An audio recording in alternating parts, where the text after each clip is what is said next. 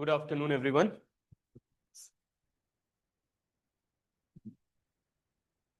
So today we will be starting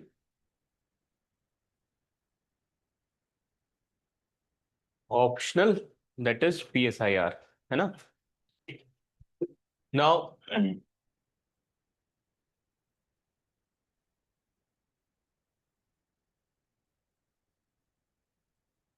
how many of you are already aware about political science? Already aware about political science? 2, 3 students. Okay.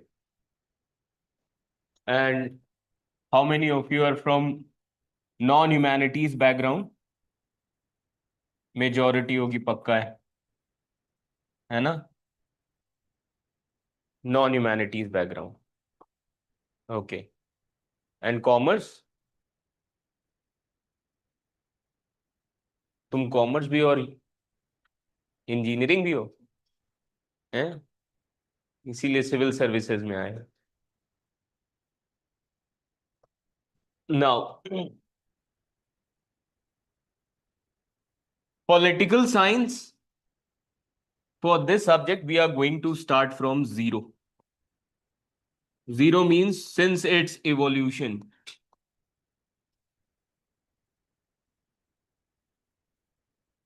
How this subject got evolved.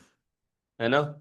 So, irrespective of your background, this subject is going to help you in understanding the core concepts. Clear? Now, first of all, with respect to political science, this is one of the oldest discipline.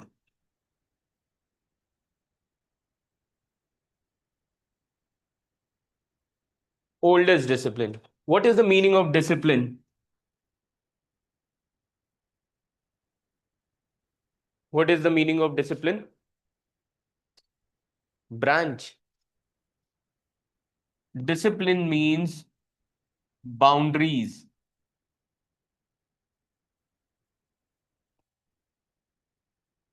Boundaries. And for this subject, boundaries are like norms, values, etc. Clear? And political science is also called as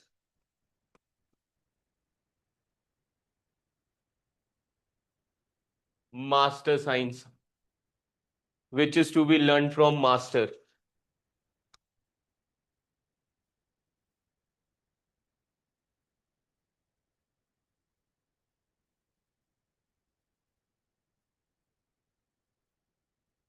Clear? That means to learn this subject, you need a teacher. समझ में आ रहा है? That means to understand politics. Clear? तो ये चीज मैंने नहीं कहा, ये चीज कहा था एरिस्टोटल ने. Who was the master of Alexander? Clear? And Aristotle is the father of political science.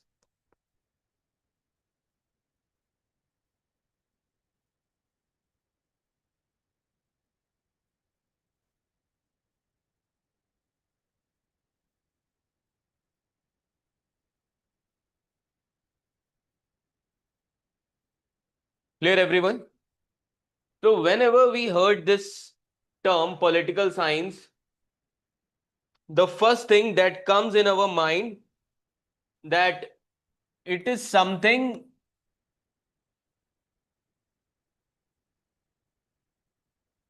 which is related to government or power or state or authority.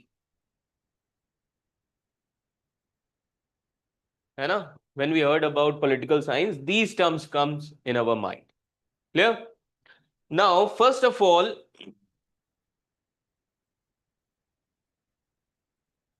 what is power? Power is something that makes you feel like a boss. है ना? What is authority? Authority is something when boss is accepted legally.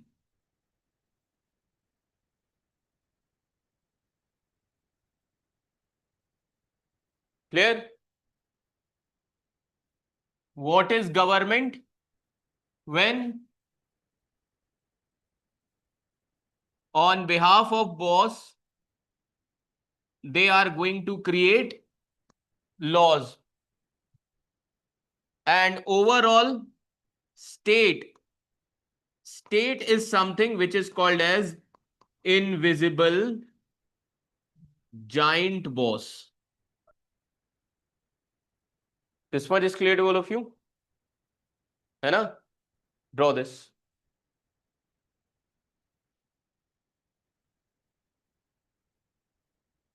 So if you see the conventional view of political science, conventionally,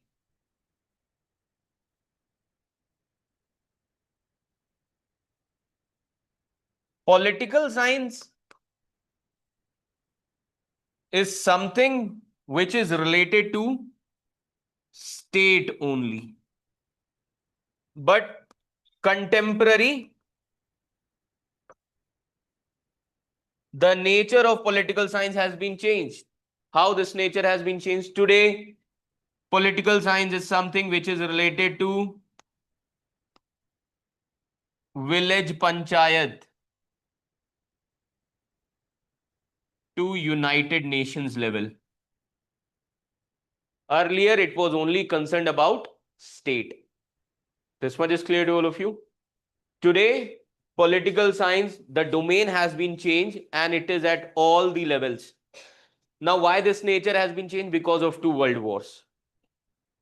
This much is clear to all of you. Because of two world wars. Draw कर लीजिएगा.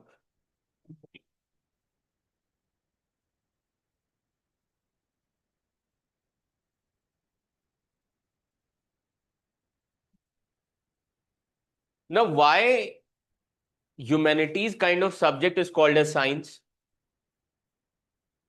This is the very big tension. This is a part of humanities also, as well as science is also written. History में science नहीं लिखा होता, but in political science is there. The reason is very limited manner. Political science is also related to the scientific theories. Clear?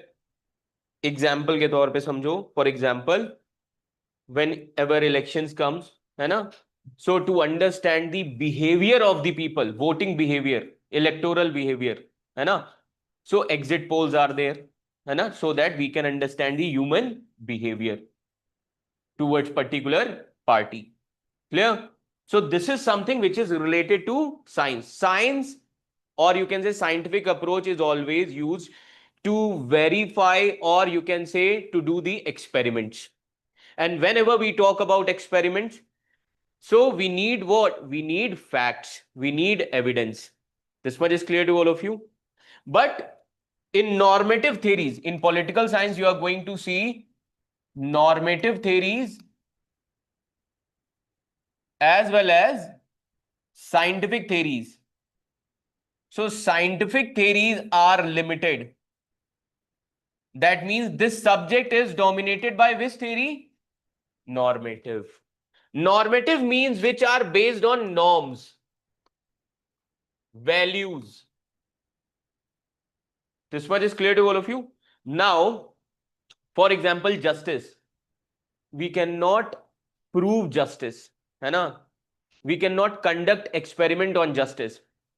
We can only understand justice based on norms and values. This much is clear to all of you.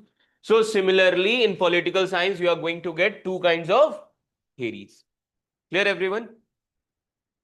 Now, first we are going to discuss about the syllabus. Now, scholars, they say that political science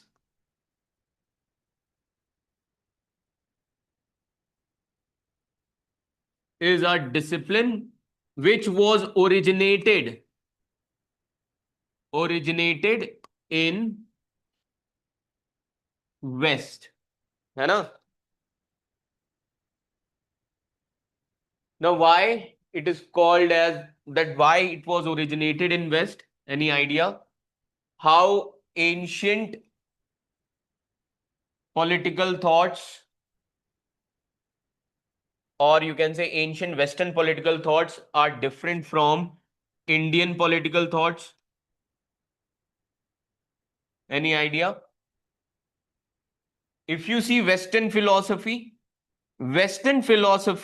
is based on individualism. Clear? This philosophy tells us that individual is the center of anything. This much is clear to all of you. Indian philosophy talks about communistic approach, which talks about collective things. Clear? It talks about collective things. Similarly, Western thoughts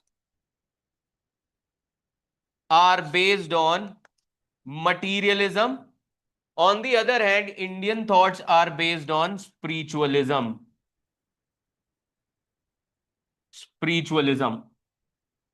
Clear? Like, for example, why we say that political science was evolved as a different subject in West? The reason was, in West, politics was always separated from religion. But in case of India, religion was always integrated in politics. This much is clear to all of you. So, since beginning, politics was separated from religion. Here, religion was an integral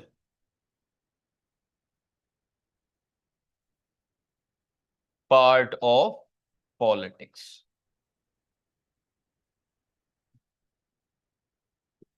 Clear?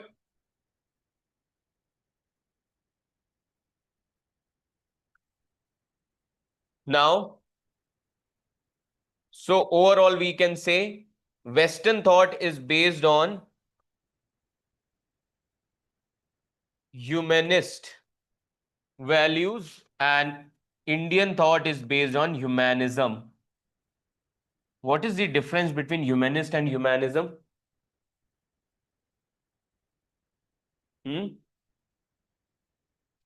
What is the difference between humanist and humanism?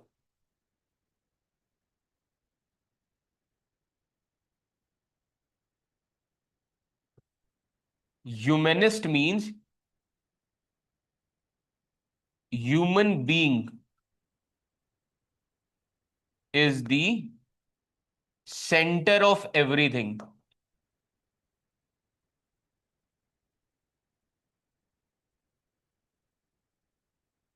Clear? Center of everything. Humanism is a value. Humanism क्या है? It is a value. Here, God is the center of everything.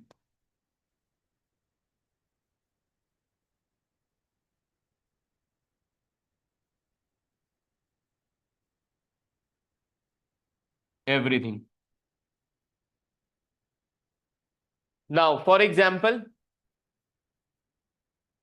why here human being? Because here people believe in their capacities and capability. Japan, सबसे बड़ा example है Japan. They knew that their geography is different and they are prone to various natural calamities like tsunami and all. So they have built those kind of resilience architecture in their area. है ना? That is considered as human capacity. Clear? That means they believe in their capacity and capability. On the other hand, with respect to India, since beginning, India was also prone to natural calamities. Like Indus Valley civilization was destroyed because of ecological factors. So gradually, Indians started losing their faith in their capacity or capability, and they started believing on God. इसीलिए India में हर दूसरा इंसान बोलता है भगवान के भरोसे. Clear? That is why in political science, Indian thought is considered as pessimistic. Pessimist approach. Clear? Because they started believing in the capacity of God. Clear? This is the biggest reason. That is why in modern world, most of the developments took place in Western world rather than Eastern. Clear everyone? This is the one of the important thing. समझ में आ रहा है? तो ये difference है Indian thought में as well as western thought. Clear? Now that is why in political science, so there are two papers. So first we are going to discuss paper 1. Paper 1 is divided into two sections. First is section A. सभी के पास syllabus है? Open करिए syllabus. PSIR का syllabus पता होना चाहिए.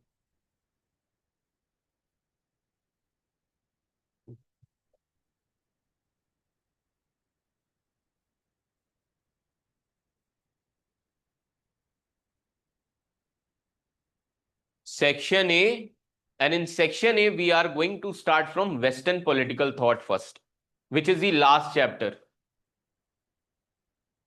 है ना? First chapter is related to political theory that we are not going to start. First we'll be starting with Western political thought. मिला सभी को? Western political thought. Why? Because it is the base for every topic. It is the base for every topic.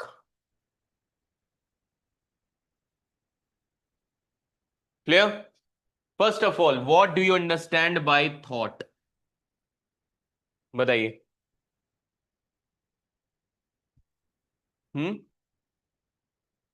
Idea. Philosophy. Okay, then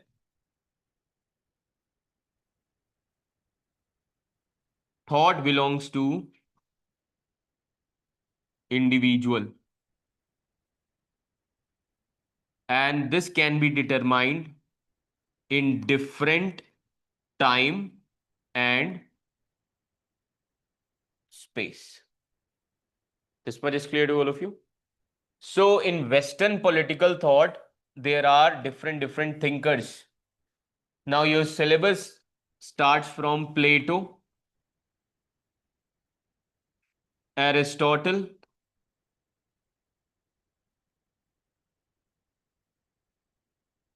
these two scholars were ancient thinkers. Ancient thinkers. Then there is no medieval political thought in political science. That is not for your syllabus. Because why? Because in medieval Europe, when church was dominating, church started taking the political actions. That means in medieval Europe, religion was integrated in politics. This much is clear to all of you. And that separation was brought by Machiavelli, modern political thinker.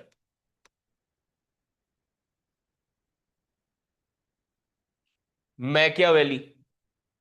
Machiavelli was the first modern political thinker who gave the idea of secularism, separation of state from religion. Clear? Separation of state from religion. After Machiavelli, the most important personality was Thomas Hobbes. Thomas Hobbes, not only he is important in political science, he is also important in English literature. समझ में आ रहा है? He is also important in English literature, and he has written a very important book called as Leviathan. Leviathan. And this book was prohibited by church at that time. Clear? And he gave the idea of absolute state. He gave the idea of absolute state. Based on Thomas Hobbes, a personality is going to come called as John Locke, who gave the idea of natural rights, जो आज आप पढ़ते हो article 21, है ना? And according to him, the natural rights were right to life, liberty, and right to property. Right to property is also a natural rights according to John Locke. Why? अब मैंने आपको क्या बोला? If you want to understand their thought process, you need to understand their time and space, because in the background capitalism came, and for capitalist people property is very important. That is why right to property was made as natural right. Clear? After John Locke, the most important, Rousseau. His thought process influenced the ideas, or his thought process influenced a biggest revolution in history called as French Revolution. Ideas of liberty, equality, fraternity. Clear? Now, when you see these thinkers like from Thomas Hobbes till Rousseau, so you will be understanding that in the background, capitalism was emerging. Clear? And by this time period, that is 1789, capitalists started showing their exploitative nature. And the moment they are going to show their exploitative nature, reaction will come. And that reactionary scholar was Karl Marx.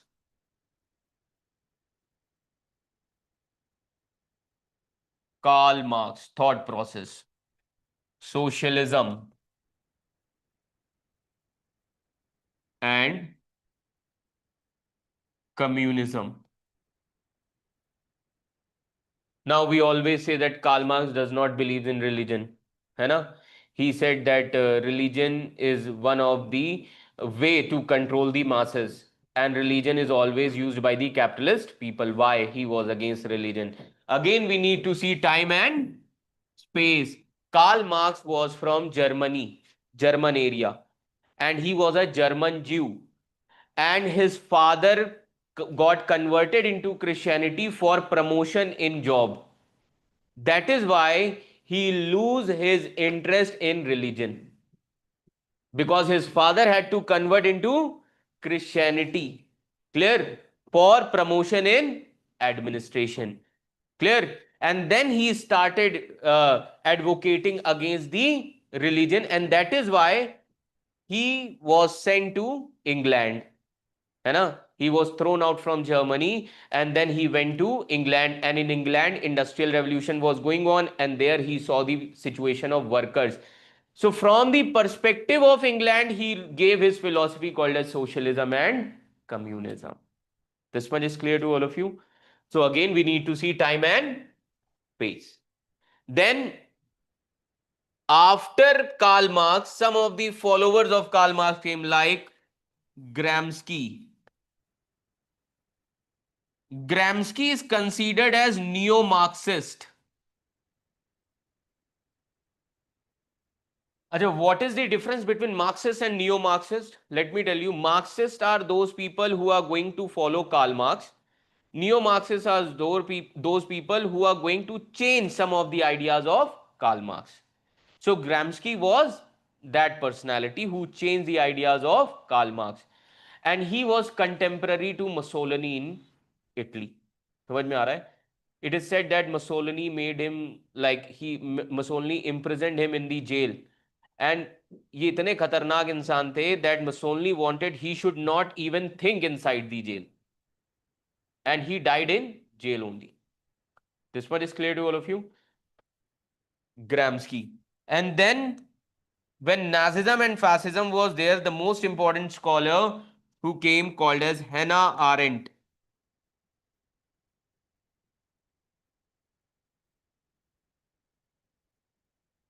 She is the scholar and she was also a victim of Nazism of Hitler. Clear? She was in Germany and her family got killed. Then she was taken to United States of America, and United States of America she started writing about Nazism and fascism, and she called Nazism and fascism as totalitarianism. Now what is this totalitarianism? Totalitarianism is nothing but a dictatorship where total power comes under the control of a single person. This much is clear to all of you.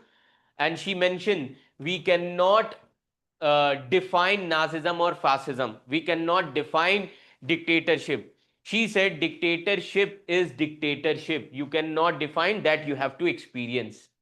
समझ में आ रहा है? Because she has experienced that dictatorship during the time period of Hitler. Clear? And then she started writing about the Nazism and fascism. Now she was in United States of America. Oppositions, they are going to say that she is under the influence of United States of America. That is why she started writing against the Nazism and fascism. This much is clear to all of you. So these scholars are very important. And another important scholar, you will see J.S. Mill here. J.S. Mill is important with respect to the thoughts called as subjugation of women.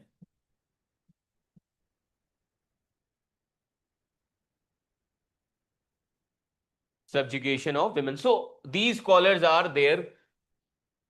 Now from the perspective of UPSC examination, now if you go through last 10 years paper also, so you will see the most important scholars are Karl Marx, which UPSC will ask for sure. Hannah Arendt, very important.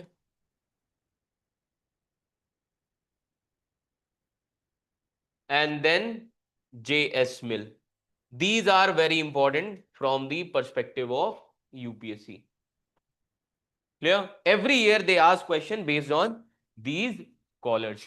Directly or indirectly they are going to ask questions. तो इसको star mark कर लेना. Clear? This is the first chapter we will be discussing. But in syllabus it is the last chapter. Clear? This one is clear to all of you? So what is the meaning of thought? Western political thought. Thought means which is something belongs to the individual. Clear everyone?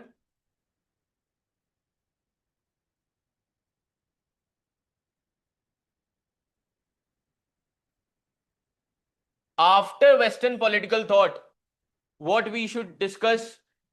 Syllabus देखो और बताओ. Thought belongs to individual. अब पहले समझिए इस चीज को. Syllabus को भी ढंग से समझना. Thought belongs to individual. अच्छा, in future when maximum number of people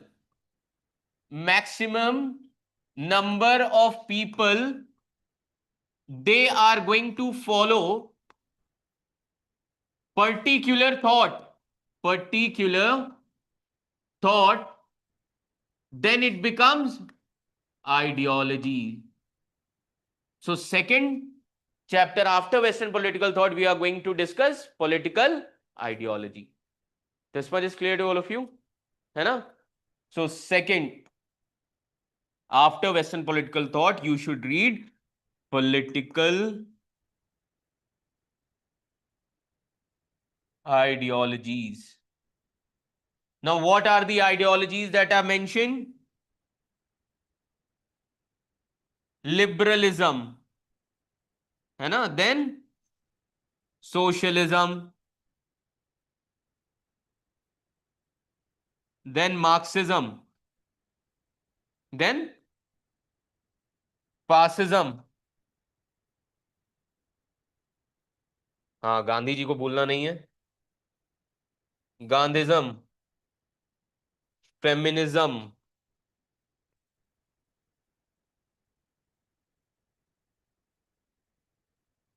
और कोई?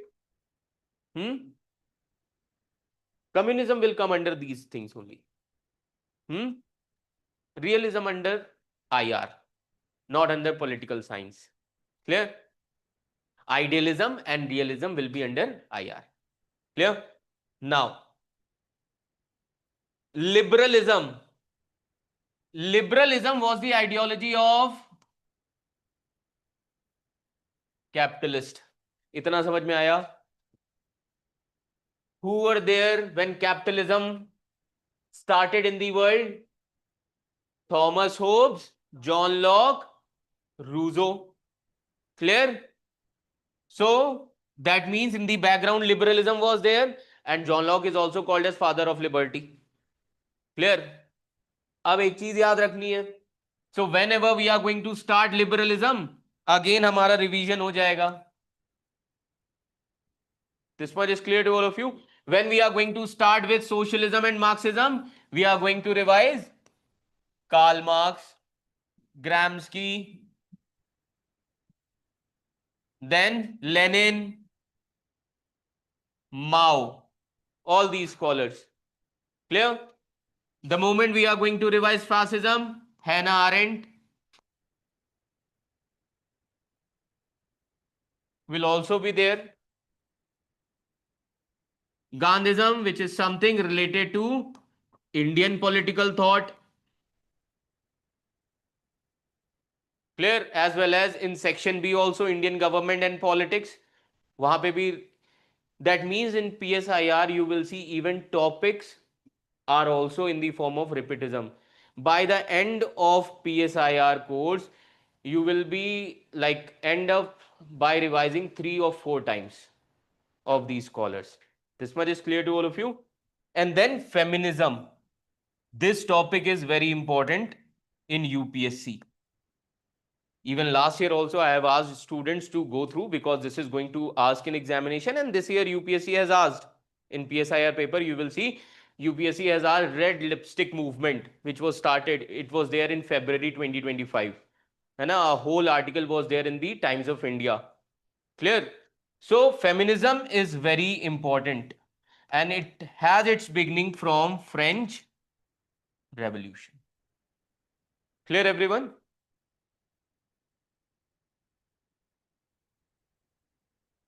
This much is clear to all of you? Online students, clear?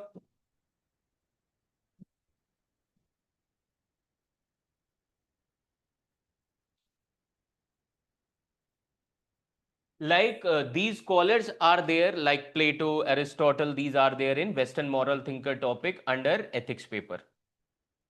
है ना? When you read Western moral thinkers, so ethics paper में all these scholars will be there. है ना? Plato, then Gandhi will be there. है ना? Then Buddha will also be there. All these scholars are here also. है ना? Clear, everyone? Now third, now ideologies always influence state. So now next topic, अब syllabus में देखो, theory of state. It is given na? Theories of state. Why? Because ideology always influence state. Now, what are the theories which are given in the syllabus? Liberal. Again, liberal scholar, John Locke, Thomas Hobbes, Rousseau, all these people will come into the picture. Second, neoliberal. Neoliberal are those scholars who came after Second World War. This much is clear to all of you. Another theory, Marxist.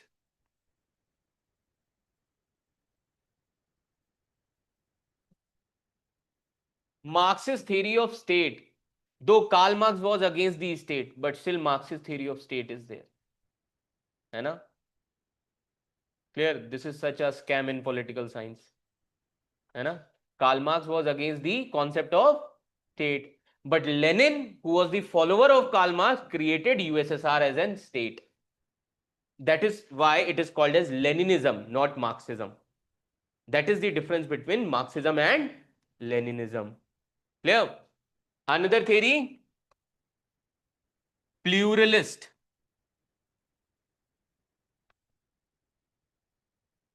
Now tell me, in India, who is powerful, government or capitalist? Government, sir. In India, people. है ना? Government is elected by people. So how can you say that government is powerful? है ना? तुमसे गलती यहीं पे हो गई. Constitution is written by the people. Clear or not? है ना? And whenever constitution is written by the people, it is called as constitutionalism. है ना? It is, the philosophy is called as constitutionalism. Clear? Acha, constitution was there in Libya also when Gaddafi was there. But Gaddafi used to exploit the people.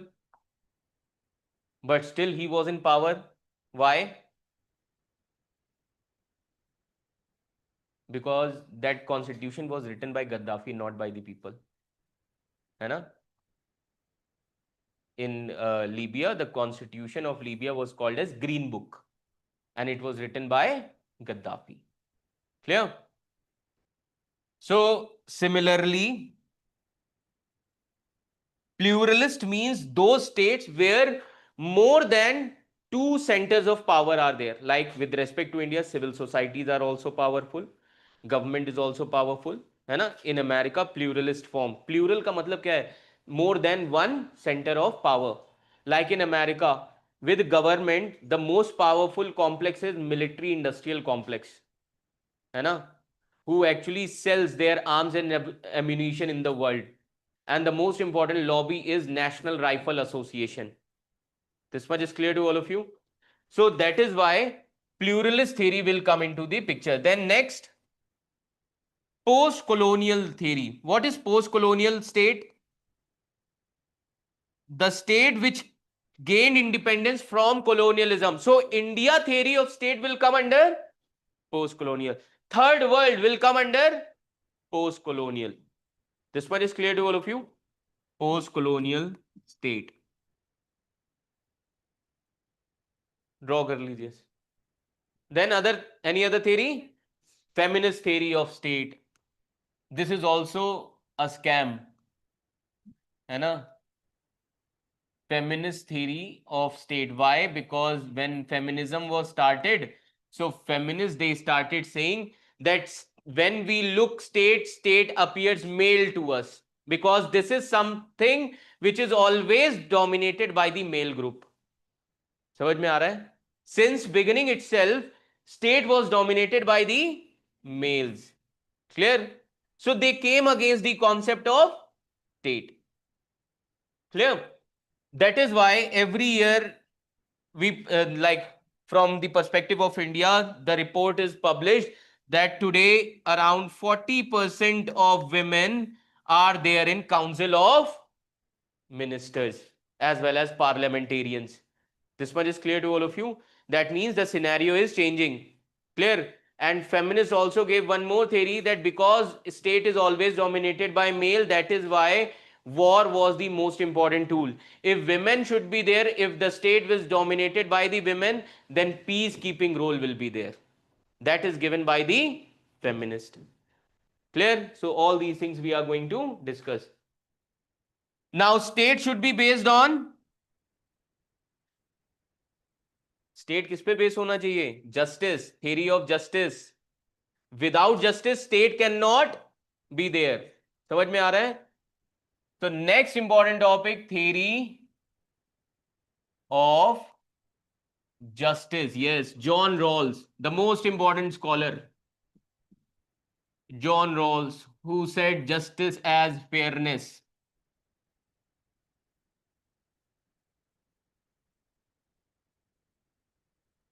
Now, yes, one more thing you can actually mention. from the perspective of UPSC, because India comes under post-colonial state. This is important. Pluralist is important. Feminist theory is important. And sometimes they ask neoliberals also. Clear, everyone? These topics are very important. Post-colonial, pluralist, neoliberal, and feminist. Clear, everyone? Now, this topic is also very important in section A. Every year they ask one question from John Rawls from the theory of justice. Clear? Now, if justice is there, then other values will also be there. So next will be theory of equality. Theory of equality. And there is one more theory called as, है ना, liberty. Clear? अब एक चीज याद रखना है यहां पे, again you have to connect these theories with ideology. How you are going to connect these theories? Equality comes under socialism. Liberty comes under liberalism. That is why liberty is mentioned in fundamental right and equality is mentioned in DPSP. Clear? Liberty is in fundamental rights and equality is in DPSP article 39 सब clause A, है ना, एक distribution of resources की बात करता है कि नहीं करता है? Clear? These two things. And out of this, equality is very important from the perspective of UPSC. Now, these topics are very small. The large topics are Western political thought, second is ideology, and third, state. Once you are done with these topics, then it is easier for you to understand all these phenomena. Clear, everyone?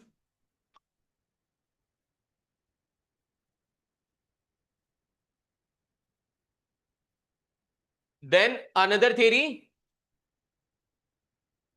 of democracy. Democracy मिला?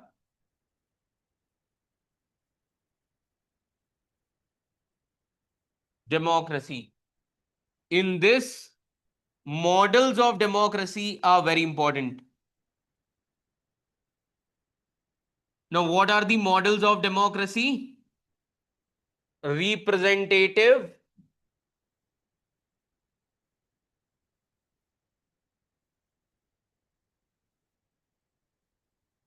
participatory, it can also be called as direct. Here,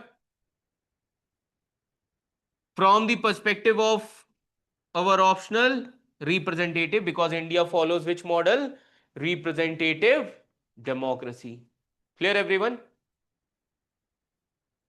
Participatory and direct democracy in India with respect to grassroots level.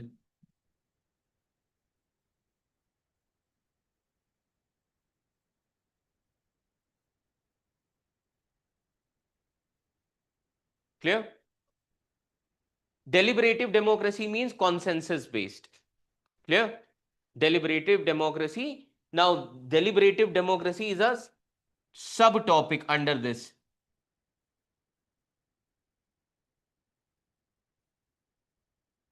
It means discussion and debates should be followed.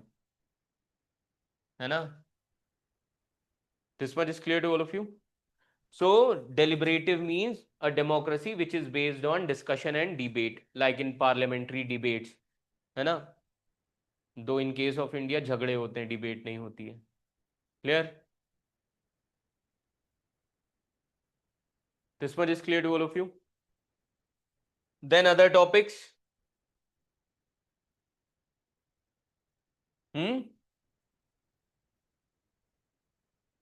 concept of power.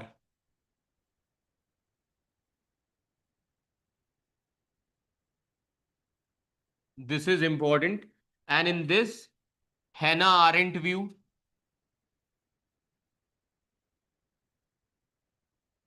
and Macpherson, एक word दिया होगा शायद, है ना, Macpherson and Foucault. This is given in the syllabus. Macpherson and Foucault view of power. Foucault तो अलग से दिया होगा, है ना, इट इज नॉट गिवन, लिख लीजिएगा. So from the perspective of exam, these two are very important, and this year UPSC has already asked McPherson in short notes. Clear? Remember this thing, if you are able to complete PSIR PYQs of last 10 years 3 to 4 times, 70% of paper is going to come from that only. समझ में आ रहा है? 70% of paper will come from PYQs every year in PSIR. Clear? So that is why out of 2700 students every year, around 1700 to 1800 students they are taking PSIR. समझ में आ रहा है? Because most of the students are from non-humanities background. This one is clear to all of you. So PYQs पे भी हमें उतना ही focus करना है. Clear everyone? Then next,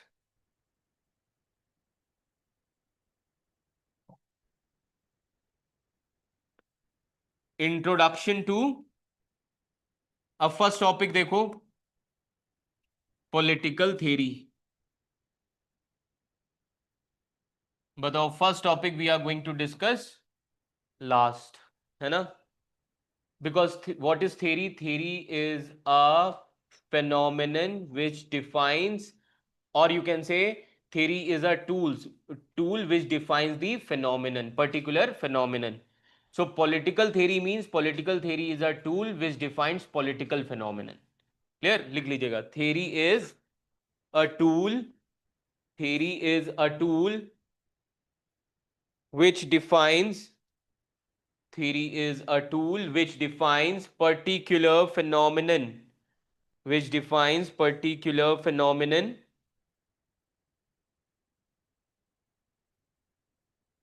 Political theory means which defines political phenomenon, which defines political phenomenon. This one is clear to all of you? Acha. Now for example, like we have discussed these things, political ideologies and then theories of state. With respect to India, what kind of questions can you expect in examination? Like India is a soft state, है ना? India is a soft state. What is the meaning of soft state? Soft on criminals. In India, the role of state is to prevent the crime, not stop the crime. That is why scholars say India is a soft state. लिख लीजिएगा. India is a soft state, that is soft on criminal. India is a soft state. Soft state means soft on criminals.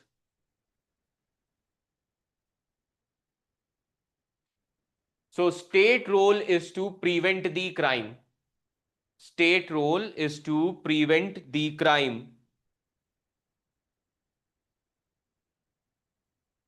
है ना? Not to stop the crime, but to prevent the crime.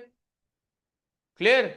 That is why it is called as functional anarchy.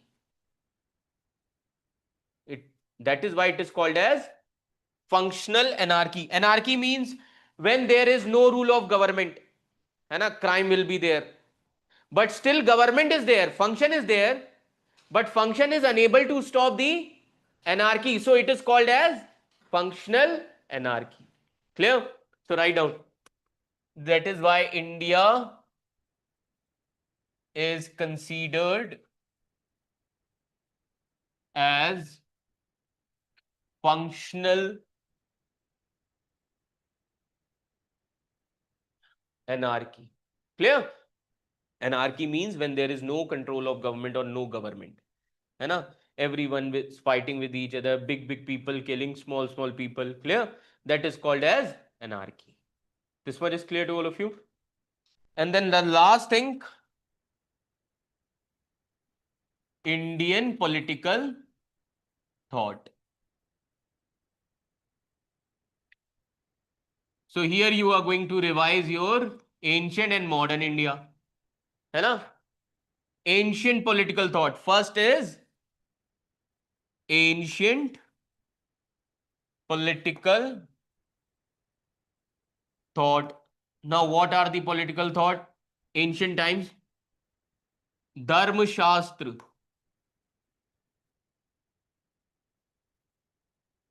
Then Arthashastra. Then Buddhist political thought. In political science, Buddha is not considered as a god. He is considered as a political philosopher. Buddhism is not a religion, but a political philosophy. Clear?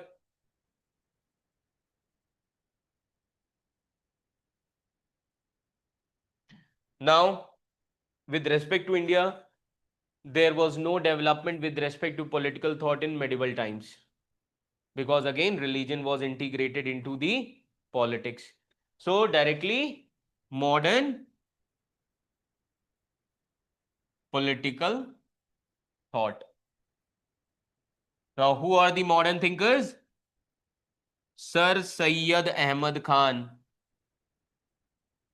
Already we have discussed this thing in modern India. है ना?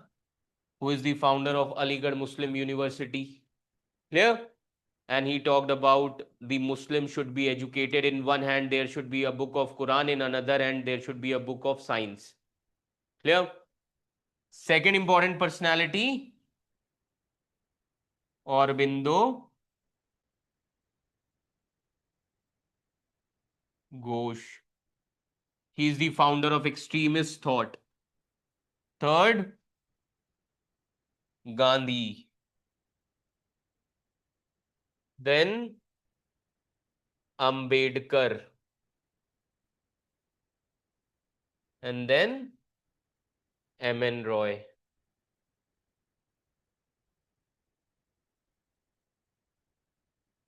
Clear? All these thinkers we have discussed already in modern India. है ना? So this is something which is related to your modern India. Clear, everyone? So overall, from this topic, Indian political thought, the most important scholar, Gandhi, Ambedkar and M.N. Roy. अब एक बार एक question आया, Ambedkar was anti national, full stop comment, है ना? Aspirants confuse हो गए, अब लिखें तो क्या लिखें? Anti national does not means against the nation. He was against the idea or the concept of a nation, because in with respect to India, at that time in Congress, 60% of leaders were Brahmins. So he was against that concept of state. Clear? It should not be dominated by the upper caste. Clear? Clear. For example आज JNU के students को सीधे क्या बोला जाता है? Anti national. Clear? Why? The reason is because they, वहां पर आप देखेंगे discussion, communism, socialism, that is very important. And mostly in JNU lower caste people are there. समझ में आ रहा है? That is why these kind of thoughts are there in the university. Clear everyone? So these are some important topics with respect to section A. हाँ, theory of rights, yes. Theory of rights. Again, this is a repetition. Natural rights. Who gave the concept of natural rights? John Locke. है ना? Clear? तो repetition रहेगा यहां पर भी. Clear? लिख लीजिएगा.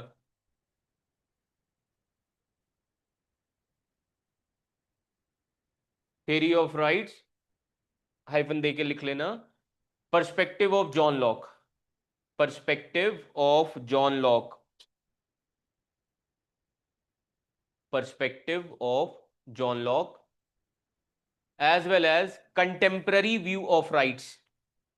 Contemporary view of rights. Clear? What do you understand by contemporary view of rights?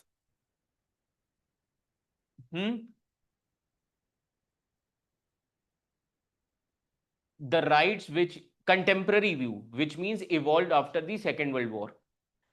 Human rights concept, very good. Because human right concept was not there before Second World War. And why human right concept came? The reason was Hitler did Holocaust against the Jews. So they started speaking about the human rights. And as a result, in 1948, Universal Declaration of Human Rights were taken place in United Nations. This much is clear to all of you? So, अब जितने भी questions आएंगे यहाँ पे, that will be from human rights.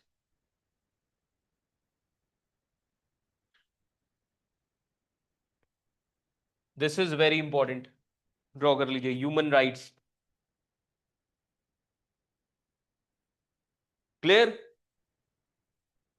Now till 2017 this human rights was very important. Now after 2017 UPSC diverted its focus, which is not mentioned in your syllabus, rights of minorities and women. Clear? They started asking about rights of minorities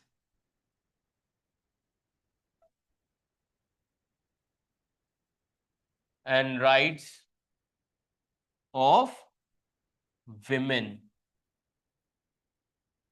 Clear? And now from 2025, from this year onwards, believe me, UPSC will going to ask about the rights of migrated people also. Rohingya refugee, है ना? See the situation in Manipur, है ना? Migration took place from Myanmar. So now UPSC will add one more topic, right of immigrants. This much is clear to all of you? Now try to understand. अब यहां पर एक और concept आ जाएगा. Whenever immigrants, minorities, women, different. So whenever immigrants come in a particular nation or any other region, the culture of immigrants will be different because they were there in a different country. That means different cultural people, they came and they started residing in other country. Then that country came to be called as multiculturalism. Multiculturalism philosophy वहीं पर आ जाएगी. Can we say India is a multicultural country? Yes, है ना? लिख लीजिए. तो वहीं पे ऐड कर लेना. New concept came called as multiculturalism. New concept, that is multiculturalism. Multiculturalism. This much is clear to all of you? Now, अच्छा एक चीज और बची होगी. अभी आपने एक टॉपिक बताया था, like the concept of ideology, legitimacy, hegemony. These things are given ना. 3 keywords are given. क्या क्या दिया हुआ है? Hegemony,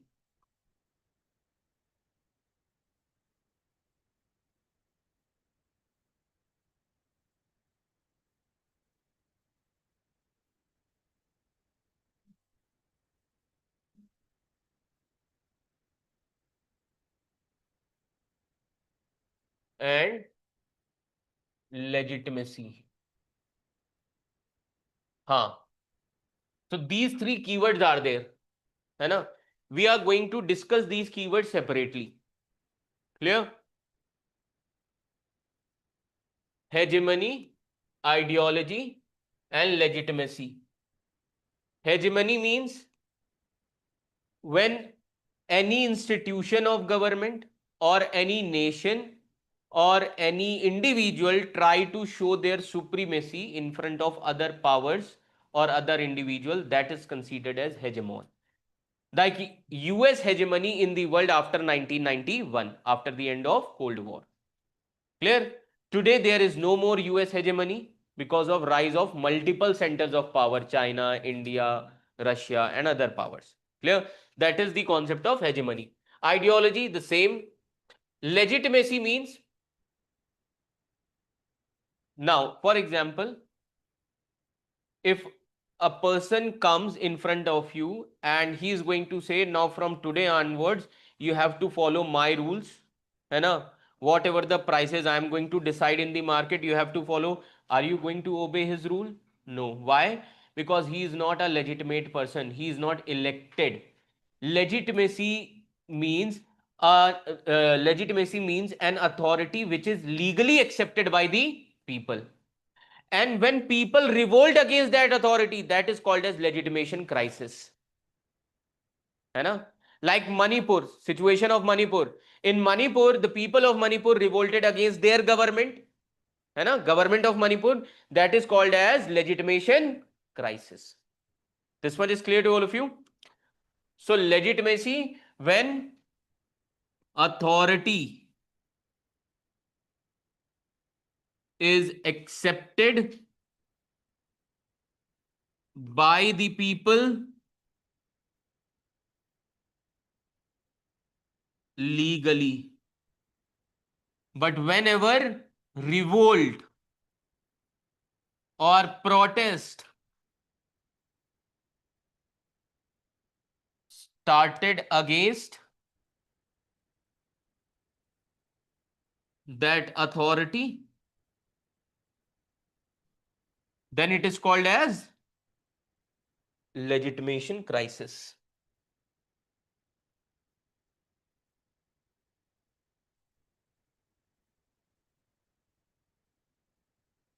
Draw this. So the concept of legitimation crisis is also important from the perspective of your exam. Clear? लिख लीजिएगा, star mark कर लेना. This is also important.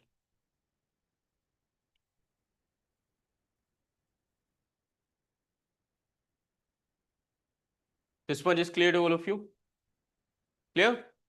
So these are the things which is important from the perspective of UPSC examination in section A.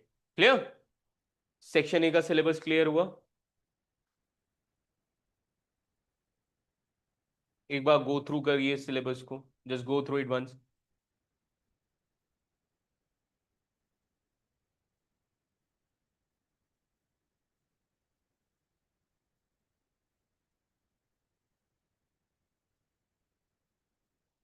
So before starting anything, you should know the criteria, है ना?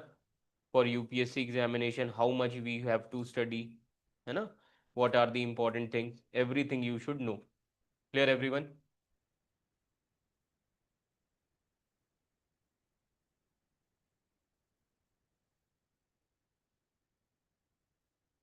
Online students, this much is clear to all of you? Yes, sir. Now, what is political science? अभी discuss किया हमने. What is political science?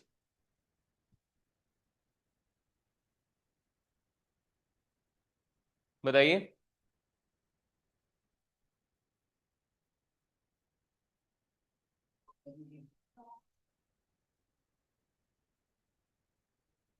Okay, और okay, then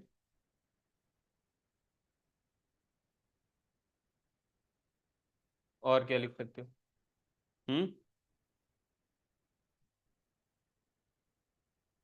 बताइए, what is political science?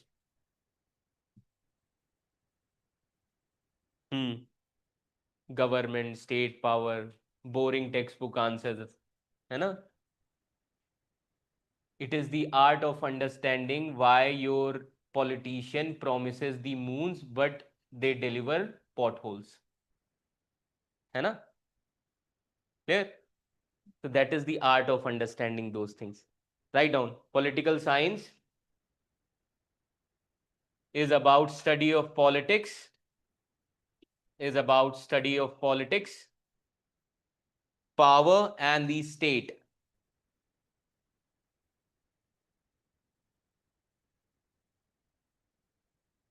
But the reality is study of politics, power, and state. But the reality is the art of understanding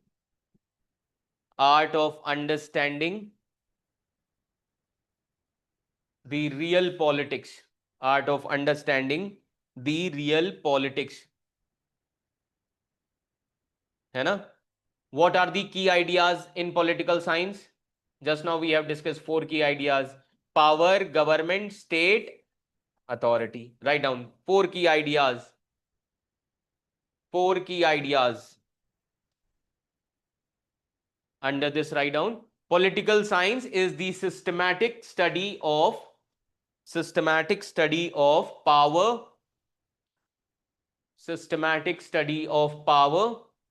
authority, state, and government.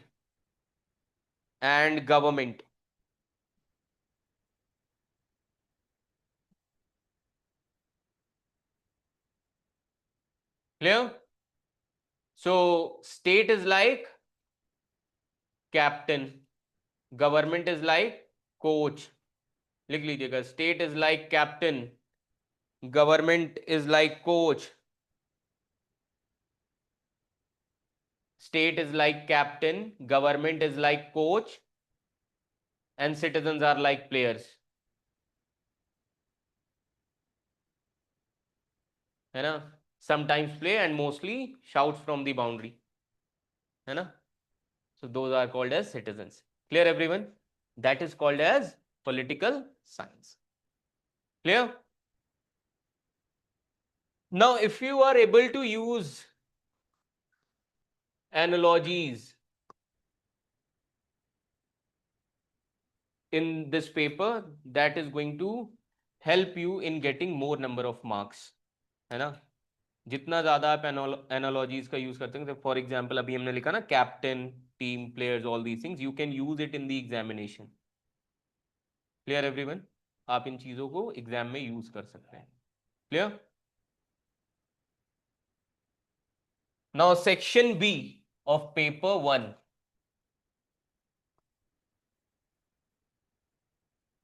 Section B is related to Indian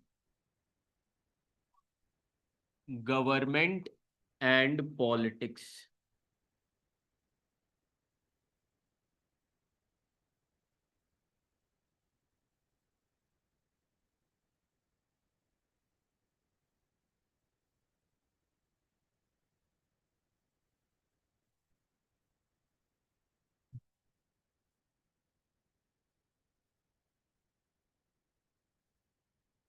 Now, first question comes in our mind: how government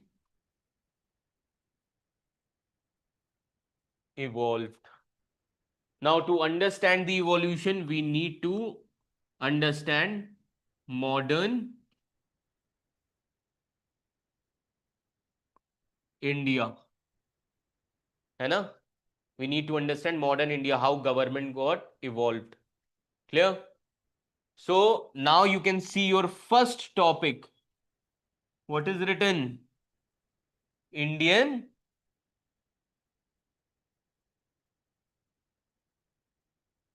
freedom struggle and nationalism. So this is related to your modern India. Clear? So it was started from 1857. Why I have taken this year 1857? The Great Revolt. है ना? Revolt. And after this only, a new phase was started called as struggle for independence. Struggle for independence.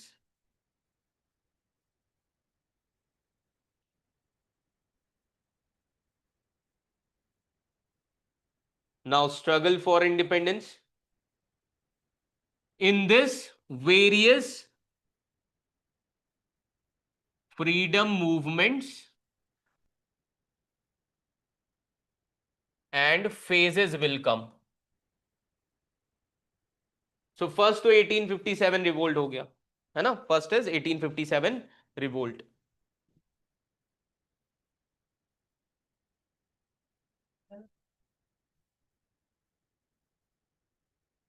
Now,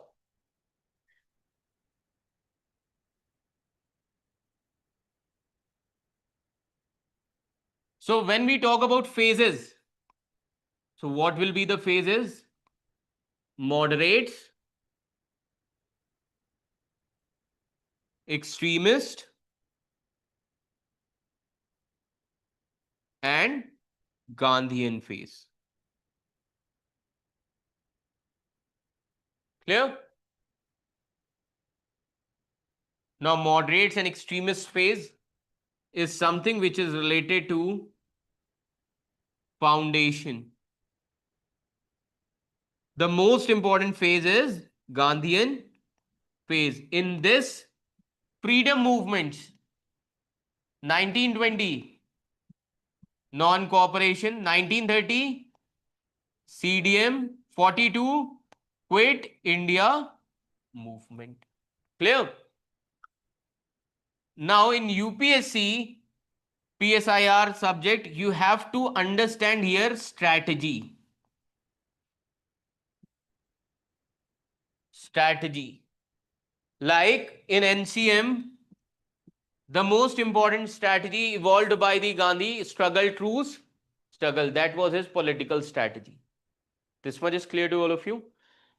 Now, how to read NCM? Like we have to read here the perspective of nationalist, perspective of Dalits or subaltern. Clear? Subaltern perspective, like the perspective of women and depressed classes. Marxist perspective.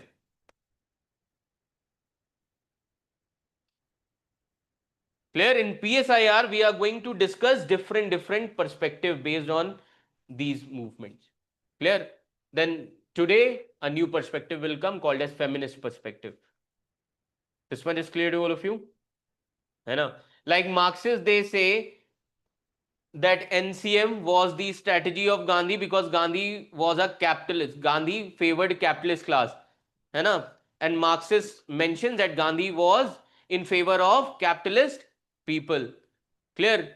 So when he saw that in 1922, when the World War was over, when the normalcy came, he stopped that movement. So different perspectives are there. So those things we are going to discuss here. Clear, everyone? So after these movements, you will see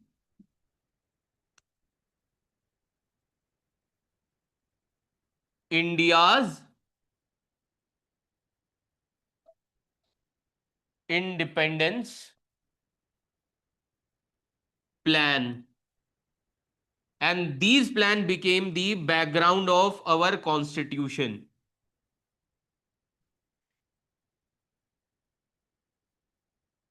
So what is the second topic now? हाँ, making of constitution. अब समझ में आ रहा है UPSC ने इस वे में क्यों टॉपिक्स रखे हुए हैं, है ना, so that you can understand the themes. Clear? तो second chapter is making of constitution. This is related to your GS paper 2, है ना, polity and constitution. Now what are the salient features of constitution? Preamble, fundamental right, DPSP, है ना, uniform civil code, all these things are there that we are going to study here. Clear?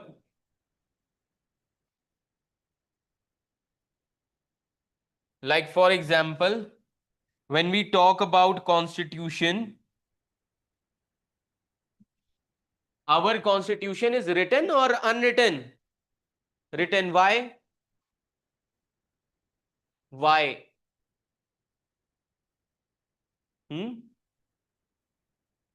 बताइए, why India has a So we have taken written constitution. Okay, then. But US was the world's first written constitution. US has not taken anything from other sources. Hmm?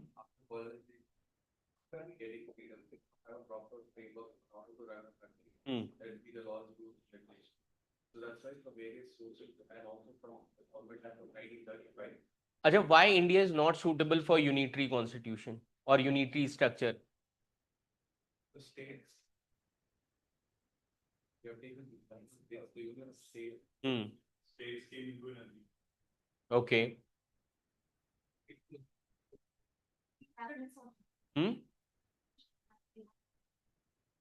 The Britishers were there in India, they allowed to because that they have taken the decision. Okay, why we have taken that decision? Yes, it is a vast and diverse country.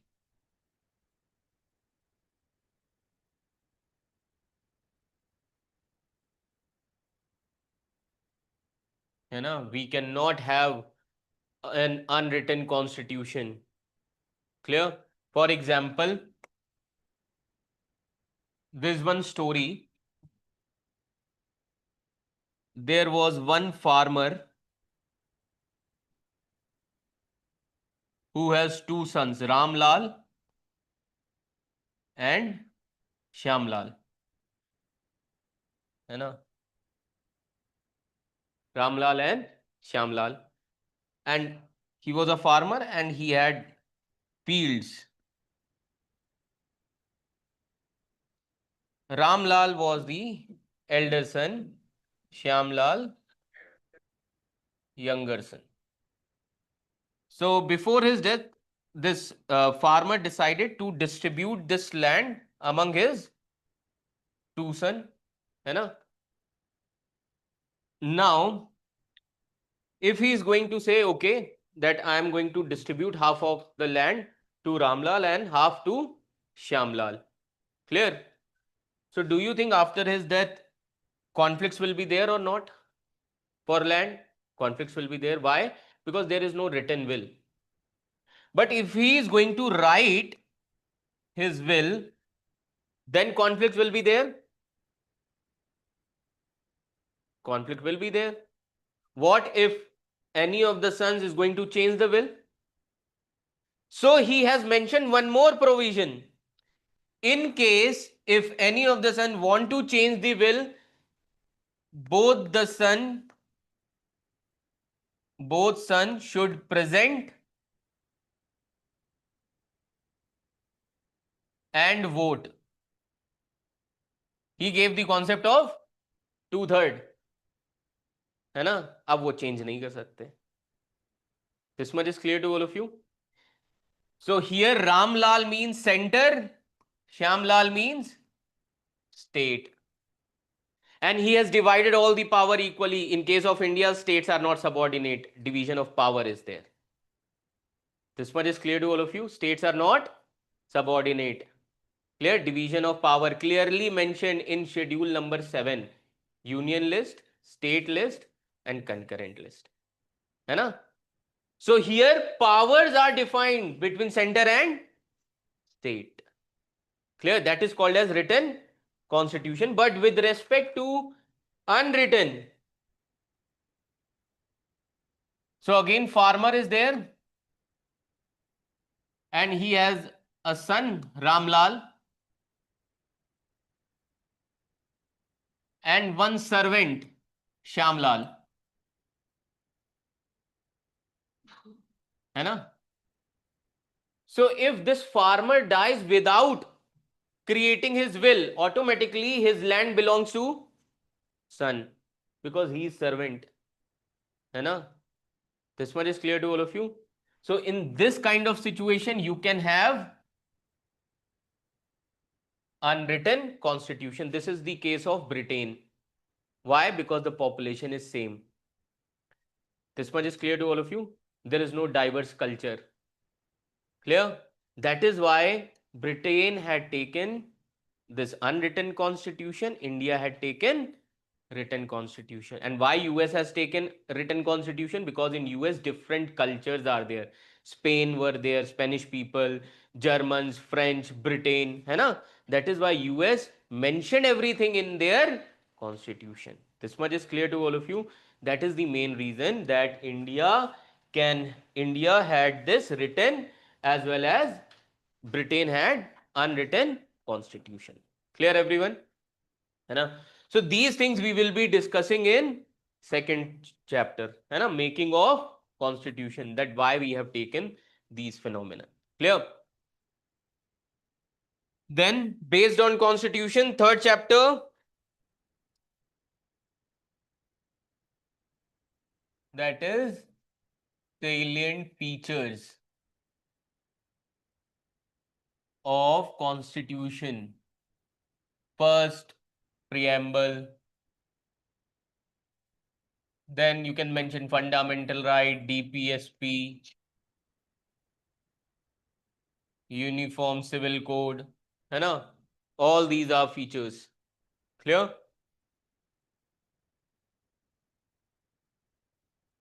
है ना? Suppose you got 300 crore rupees from somewhere, and that obvious, it is not a white money, it should be a black money, and then you have decided to create a picture, है ना?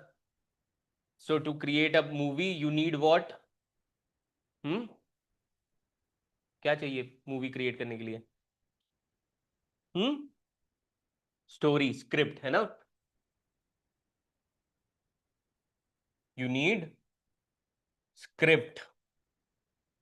Script के बाद क्या होगा? You are going to create the movie, suppose, and then before releasing that movie you have to release the trailer, है ना? So what was the script? Suppose the name of the movie was Constitution of India. Script was objective resolution. Script क्या था? Objective resolution, which was introduced by Jawaharlal Nehru on 13th of December, है ना? And movie was created, and the release date was 26 January 1950. But before that, trailer should come. That is preamble. This much is clear to all of you, है ना? So preamble is nothing but the trailer of constitution, which mentions the ideals, features, everything. Clear? So the first thing that we need to discuss, that is preamble. Clear everyone? Draw कर लीजिए. So these are some important topics that we need to focus. And 26 को movie आ गई, है ना?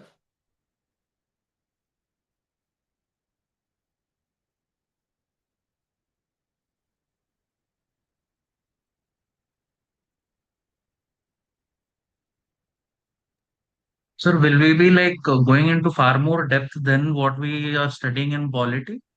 Yes, we are going to understand the scholars. Okay. Okay. So it's not just the text, it will also be how the scholars framed or came to that particular conclusion. Yes, and what are That the process. perspective of scholars with respect to preamble, है ना? And the cases, based on cases also perspectives are there, like with respect to preamble, cases are there, Golaknath case, then Keshavananda Bharti case, है ना? So those cases will also be there.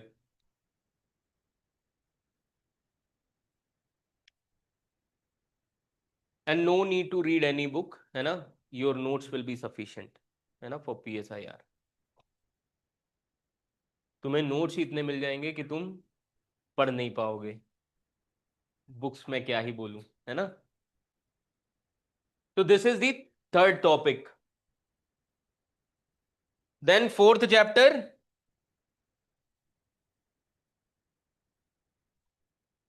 organs of the government. एक पहले NCERT आती थी. Earlier old NCERT was there, that was called as organs of government, है ना? If you are able to get the PDF of that NCERT, that is wonderful book. समझ में आ रहा है? That is wonderful book.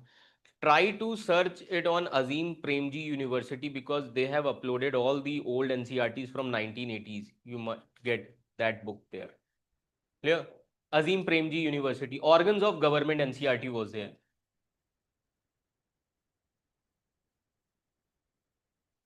Because in this book you are going to get why Rajya Sabha was created, why Lok Sabha was created. समझ में आ रहा है? Those things are mentioned. So in this organs of government, how many organs are there? 3: executive, legislature, and judiciary. So with respect to PSIR, we need to understand the issues related to all these 3 issues. Like today, the most important issue we can say from executive is executive activism.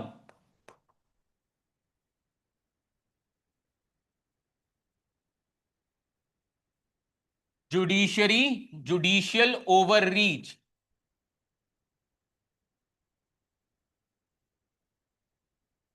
है ना? ये आप सभी ने पढ़े भी होंगे. Clear? Judicial activism अब इंपॉर्टेंट नहीं है, अब ओवररीच इंपॉर्टेंट है at present.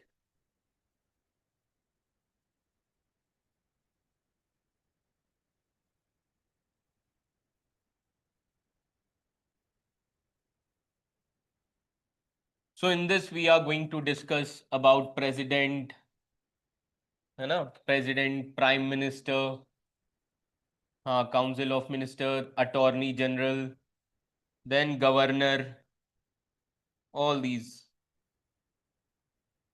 positions we are going to discuss. Clear? And questions बहुत easy आते हैं इस topic से. Straightforward questions will be there. Like president is a rubber stamp, full stop comment. है ना? So that is also, and this question was asked in GS also as well as in PSIR optional also. Clear everyone? So these kind of questions will be there. Now next year they can ask a question with respect to vice president because recently he resigned na, Dhankar Sahab, है ना? So they can ask a question with respect to executive activism. Clear everyone? Then fifth, then next chapter, grassroots.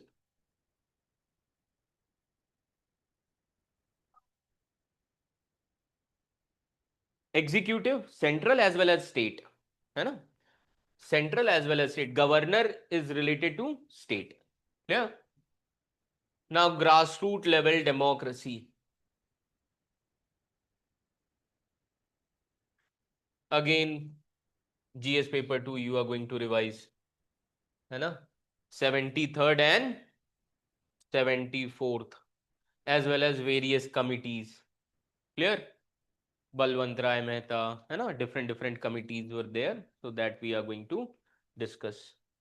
As well as we are going to connect it with various other committees also, है ना? कुछ चीजें तो आपने पढ़ी भी होंगी, like second ARC, है ना? Second ARC reforms, those things will be there, so that we are going to discuss. So this is something which is related to the constitution. First chapter is related to modern India, second to fifth is related to the theme constitution. Now sixth chapter क्या है? This whole thing is related to your governance, है ना? All the bodies, Election Commission of India, constitutional and statutory bodies. This much is clear to all of you? Constitutional, statutory bodies. Election Commission, CAG will be there, Article 148, है ना? National Commission on Scheduled Castes, National Commission on Scheduled Tribes, National Commission for Women. Clear? Everything will be completed under this, है ना? So this is something which is related to your GS paper 2 governance. And apart from this, what are the issues which are going on? This topic is least important in this paper, but if the issue is there in the current affairs, then UPSC is going to ask one question from this. Like since last 1 year, various questions have been raised on Election Commission of India. So this year UPSC has asked a question on Election Commission of India, है ना? तो इन चीजों पे हमें focus करते रहना है. This much is clear to all of you. Then next, federalism.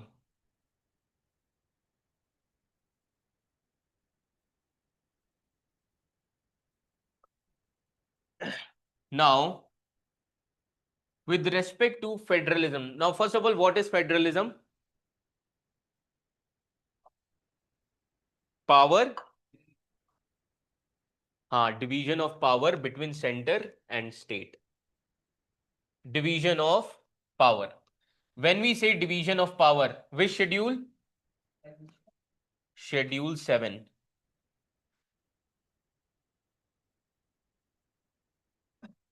But there are various issues with respect to federalism. First important issue is between Karnataka and Tamil Nadu, water, river water issue, Kaveri, है ना?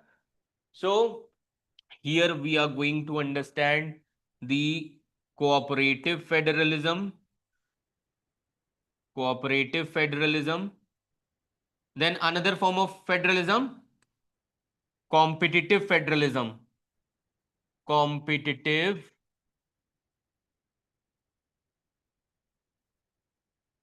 federalism. Clear?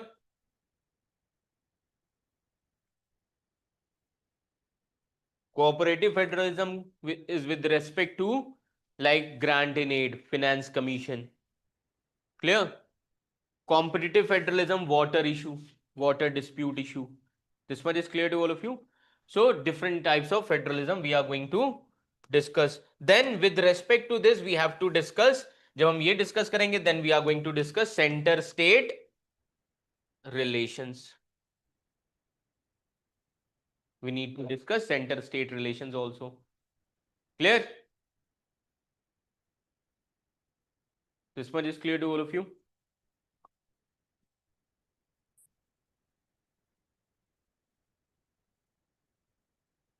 And then interstate water dispute.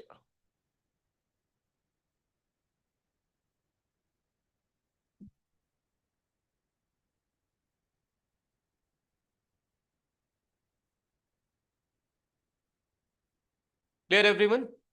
है ना? So these things we will be discussing. Which one? Intra-regional tendency we are going to cover under this only. Clear? Like we are going to discuss various movements. Okay. Various movements will be discussing. Clear? Under this only. In syllabus they have given separately, but it comes under center states only. Clear?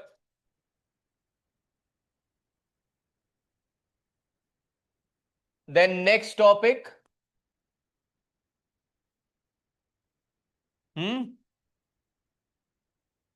Planning and economic development. Now here you are going to cover some portion from GS paper 3. Economic model. In this we are going to discuss the Nehruvian model of planning. In this we are going to discuss the Gandhian planning, Bombay plan. ये सारी चीजें हैं ना 11th class NCERT, Indian economy. So those plans we are going to discuss. Now planning commission is abolished, but UPSC में अभी भी planning commission exist कर रहा है. Clear? So now we will be, so in this we are going to discuss different plans like Bombay plan, Gandhian plan, then Nehruvian plan, planning commission, and now a think tank comes called as Niti Ayog.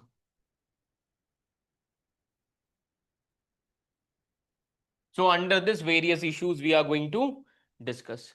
Clear? This much is clear to all of you, है ना?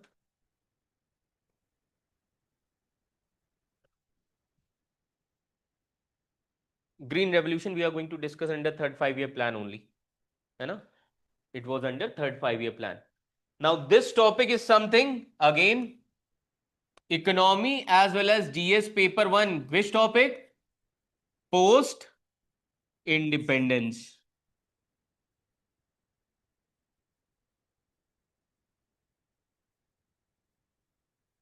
Clear?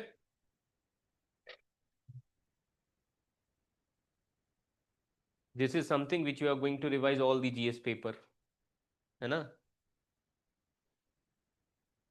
Then next topic, caste, religion and ethnicity.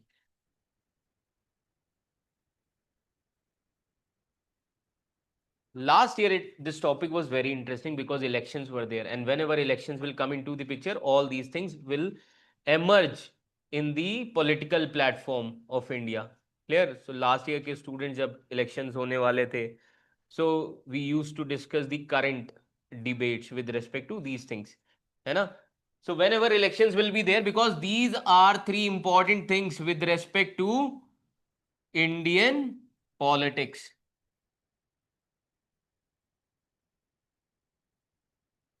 And for this, the most important say is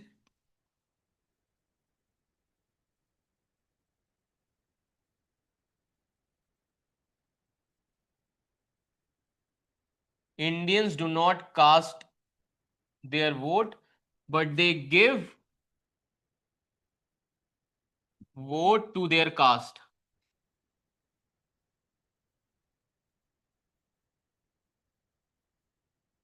है ना? That is true also. Draw this.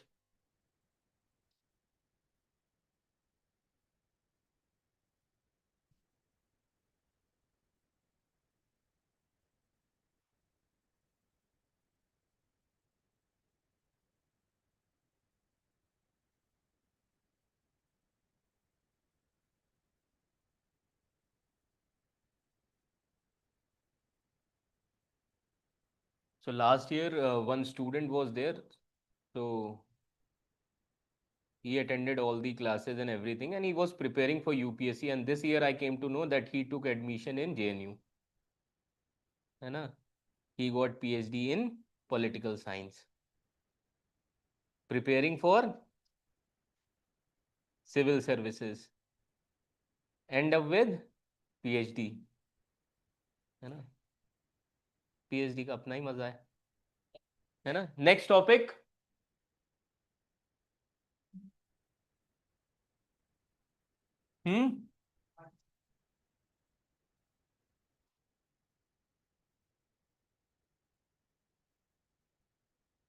Now this party system, this is related to your section A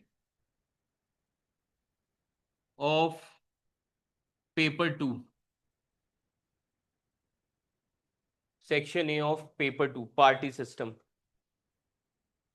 Party system, single party system,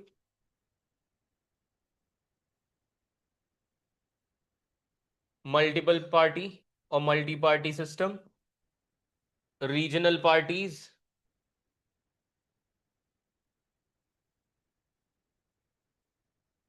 clear? And then scholars. Like one of the scholars in 2014, the moment BJP came into the power, he gave his slogan that saffron terrorism is started. Clear? In the Western world. So those phenomenon we are going to discuss here. Clear? Now what is single party system? When only one party. है ना? So whether India was having single party system? No, single party rule was there, not system. System is in China, USSR. Clear? Single party rule was there from 1951 to 1967. Till the time period of Indira Gandhi. During the time period of Indira Gandhi, a Congress split took place, and from that split, new leaders came out and they formed Janata Party. This much is clear to all of you, and various other parties came into the picture. So India was having the single party rule, not a system. India is the model of multi-party, and multi-party will always be there in which democratic country. Regional parties emergence from 1960s onwards. Clear? And in India, regional parties were emerged because of, now you have to connect it with previous topic, religion, caste, ethnicity. है ना? So from South India, it was started on the basis of language. This much is clear to all of you. Party was called as DMK. Dravida movement was started. This much is clear to all of you. And then again from this party in 1977, another split came called as AIA DMK. Because of Green Revolution, New Farmers Party came into the picture.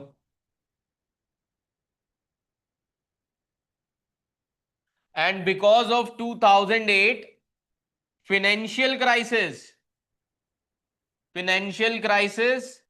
and corruption, a new party came called as Aam Aadmi Party. Anna Hazare started the Andolan in 2012. Clear? The emergence of Aap Party. Clear? Draw this. So these movements,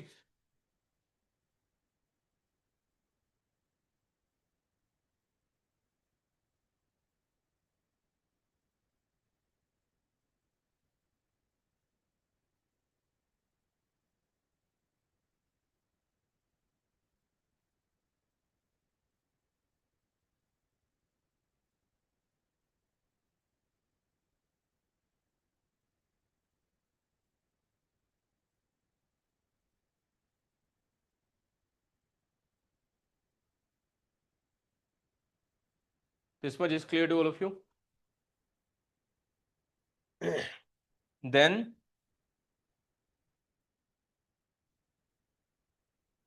so these are some important topics. Clear? And remember this thing with respect to section A and section B. Now, अब आपको follow क्या क्या करना है? Social movements that we are going to cover in section, paper number 2. Clear? Social movements वहीं पे हम cover करेंगे, जिसमें आपके environmental movements होंगे. Clear? Women movements, that will be covered in that only. Party system, as I have said, है ना? Party system हम इसमें cover नहीं करेंगे. I am going to cover in paper number 2. Clear? So we'll try to connect different topics like Gandhi in Indian political thought. We are not going to discuss Gandhi there. We are going to discuss Gandhism in this section B of paper 1. Clear? So everything will be covered. समझ में आ रहा है? Now what are the things that you have to follow? ORF website. Project Syndicate. These two websites you have to follow. ORF is the think tank, Observer Research Foundation, है ना? Second is Project Syndicate. Clear? Project Syndicate is very important site for PSIR students because it gives the perspective. Clear?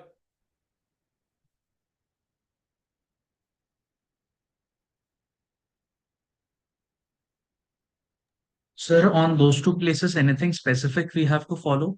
Like any specific topic or subscribe to anything? Like if important topics are there that I am going to tell you, है ना? But after your classes gets over, that you have to follow these websites. समझ में आ रहा है? तो मैं खुद ही आपको जब बता दूंगा, then you are going to get some ideas. Clear? That what are the topics? Like not all the topics that you have to read, है ना? So as you can see here, like for example, Putin's negotiation are a trap, है ना? These are the perspective given by the scholars. This much is clear to all of you, है ना? Then decision making in the phase of chaos. So different topics are there, like the myth of American deindustrialization. Clear? So different things that we are going to discuss. Then a global south approach to the climate development nexus. So based on this, UPSC asks question, not only in this, even in GS paper 3 environment and ecology. Clear? ऐसे issues पे question पूछे जाते हैं. Clear? So एक बार आप ना भी ORF की वेबसाइट देखें, but you have to follow this project syndicate. This much is clear to all of you.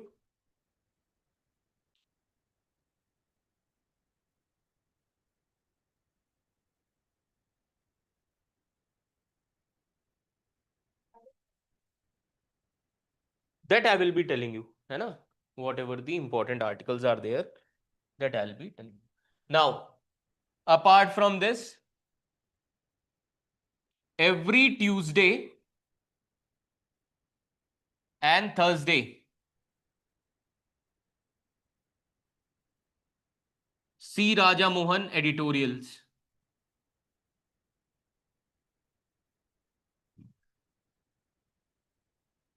That yesterday one editorial came with respect to SCO, है ना? हाँ, clear? He's a wonderful scholar on international relations. Another in The Hindu, you should not miss the editorial which is written by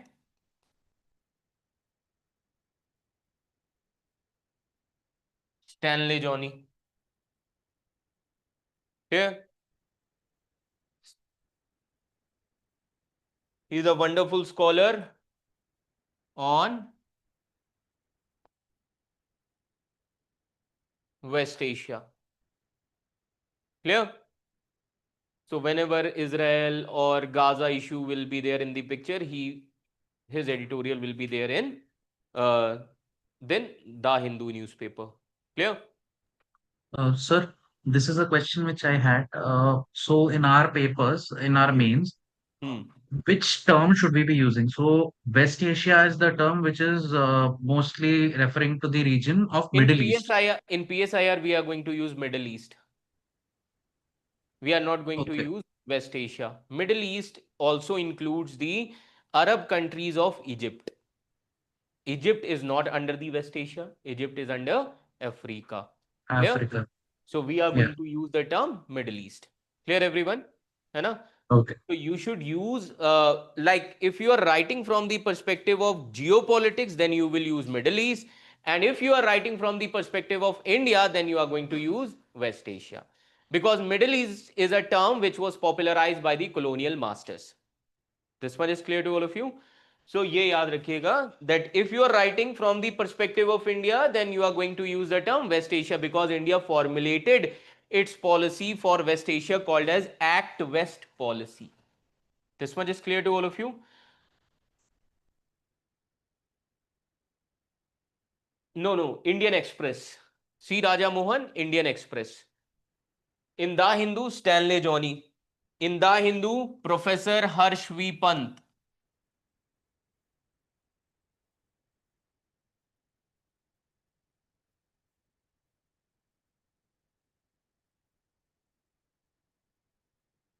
Clear, everyone?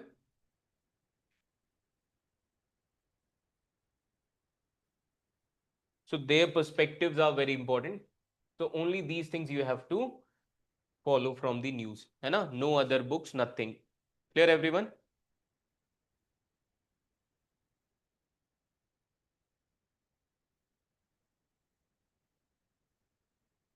Now, so based on paper 1, just tell me what is the scope of political science.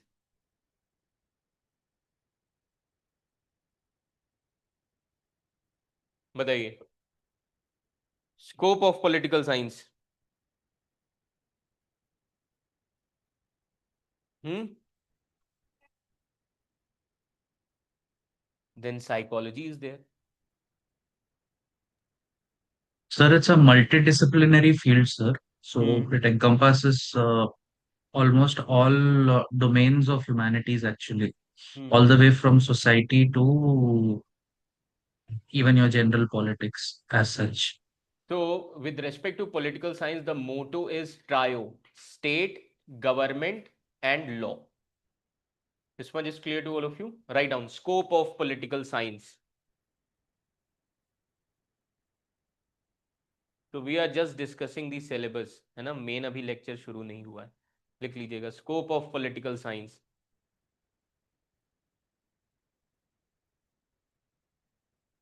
Right down the motto here is everything is about the state, law and government. This perspective was there before 1940s. लिख लीजिएगा, this perspective was there before 1940s. This perspective was there before 1940s. After 1940s, what was the change?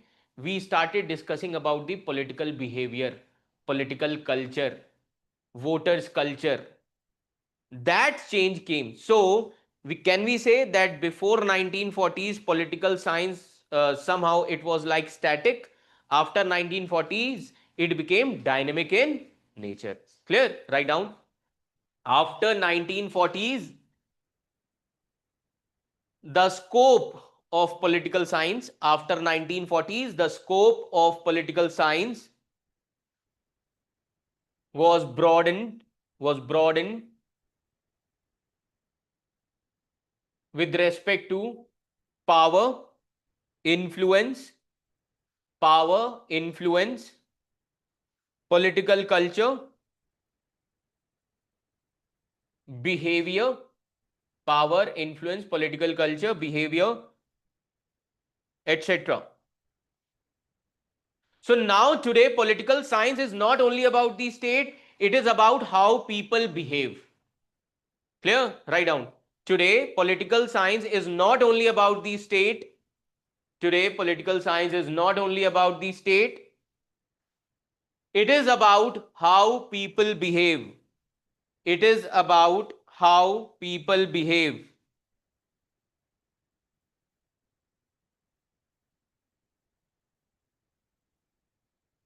Clear? Now tell me, is political science really a science? Yes. Today the nature has been changed. है ना? लिख लीजिएगा. And we are going to write it in the form of dialogues. In political science, your note should be like in the form of dialogues. Why? Because Socrates told us we should always question the thing. And he gave the approach of dialogue. And we are going to make notes in the form of dialogue because we have to respect Socrates also. Write down the question. Is political science really a science?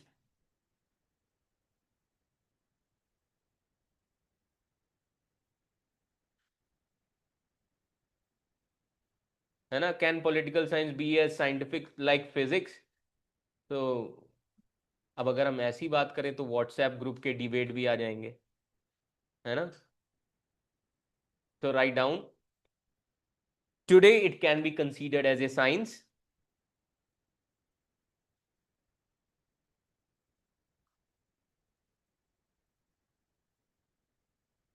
Which was given by optimist experts.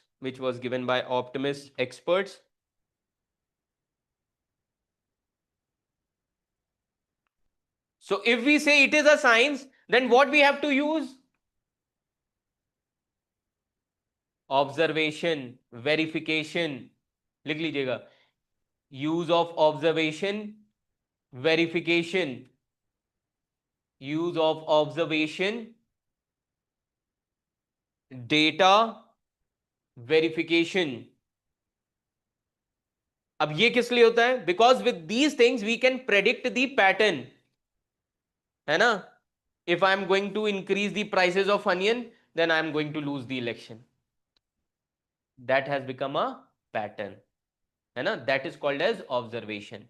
Clear? है ना? If government is going to increase the prices, then they are going to lose their seats. This much is clear to all of you. So write down. With this, we started observing. With this, we started observing the patterns. Observing the patterns. Bracket में लिख लो example, because example gives you more clarity. Write down. If hike in onion prices, if hike in onion prices, then party will lose election. Then party will lose election.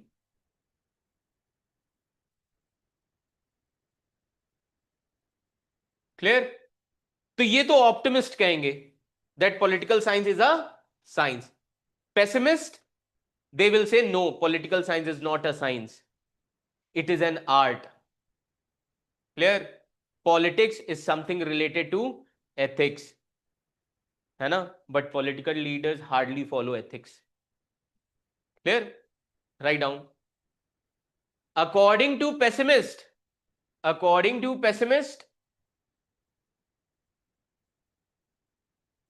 political science is an art. Political science is an art because of too many variables. Because of too many variables. Now, what are those variables? Emotion, culture, and irrational voters. है ना? And today the era which is going on, that is called as the era of irrational voters. है ना? Who does not believe in fact, who only believes in religion. है ना? महंगाई कितनी भी बढ़ जाए, बट जहां पे हिंदुत्व आएगा हम वोट देने चले जाएंगे. Clear? Write down. Culture, emotions, and irrational voters.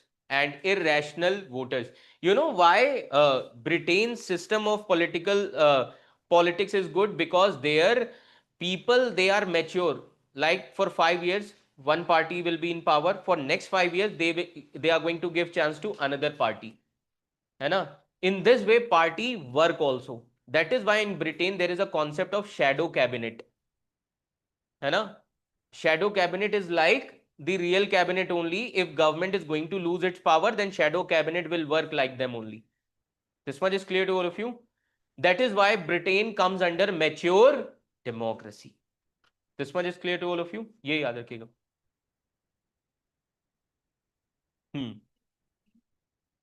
It is 800 hmm. Ours is only 75 years. Our democratic traditions in Indian political thought, you are going to see our democratic traditions from there since ancient time. Like Buddhism talks about democratic tradition. Gana Rajyas were there. Village republics were there. Clear? So Indian democracy is different from the democracy which was there in the West. Clear, everyone? This much is clear to all of you? So write down overall, the scope of political science is vast,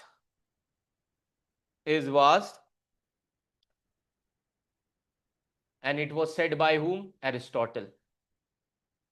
Is vast, as said by Aristotle.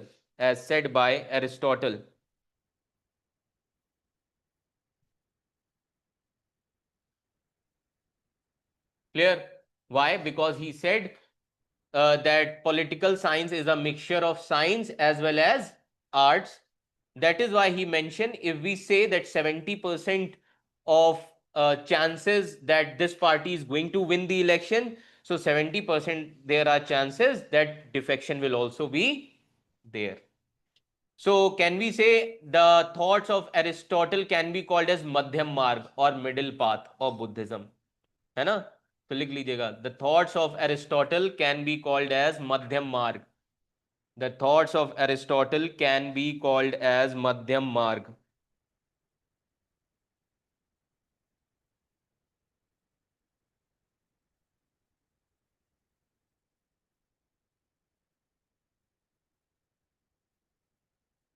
This much is clear to all of you?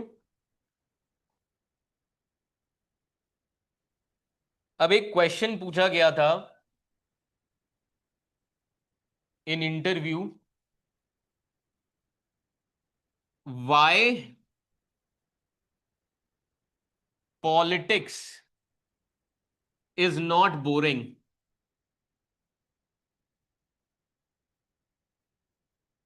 In interview, this question was asked from PSIR optional student. बताइए. और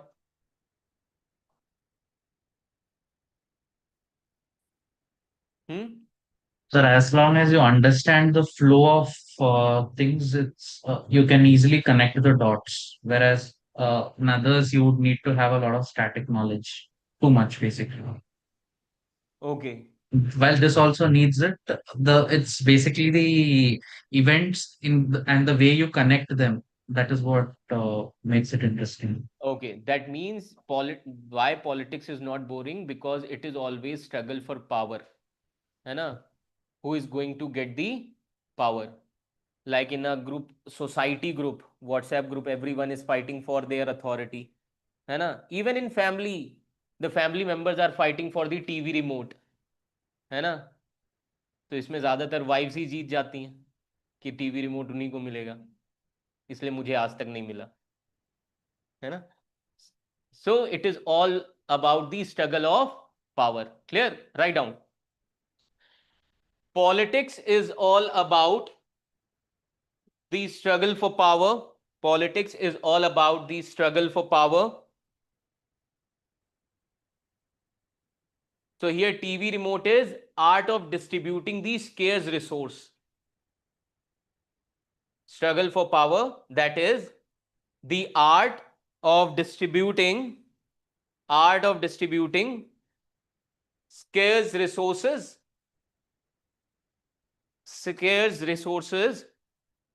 and maximum drama.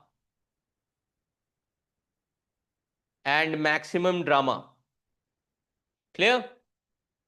अब एक बार revise करो. This is your syllabus of paper 1. समझ में आ गया syllabus? Just go through your syllabus. Clear?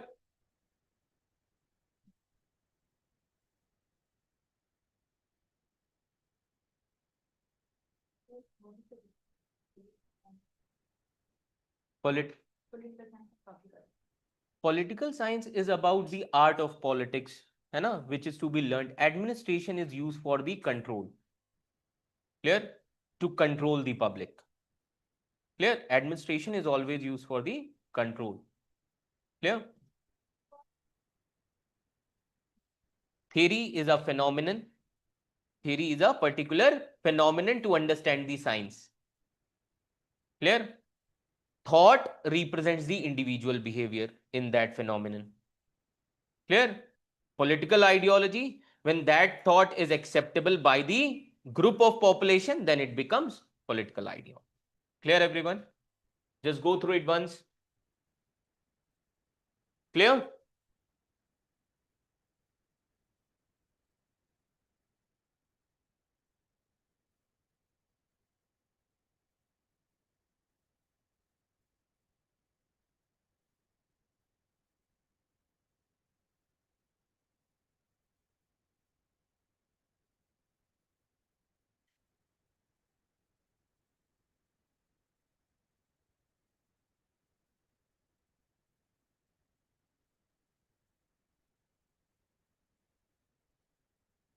Then comes paper 2. Again divided into 2 sections. Section A.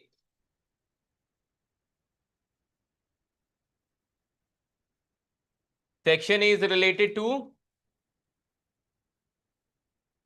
comparative politics.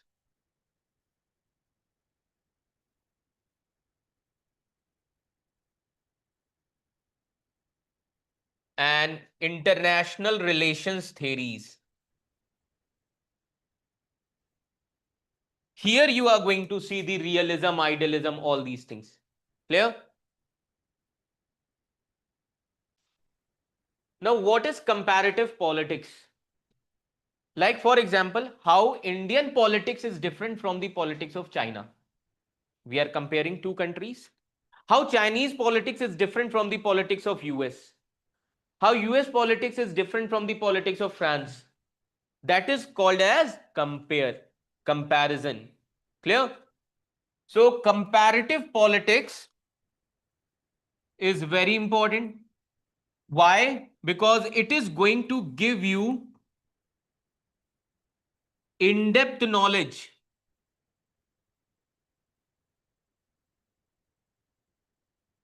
not only about Indian politics but also different countries' domestic politics. This much is clear to all of you, है ना? Once you are able to understand the concept of this comparative politics, different concept, then you will understand, okay, why China has taken this particular model, है ना? Next time in France, which party is going to come into power? अपने आप समझ जाओगे. This much is clear to all of you. So with respect to comparative politics, so here in first chapter, that is comparative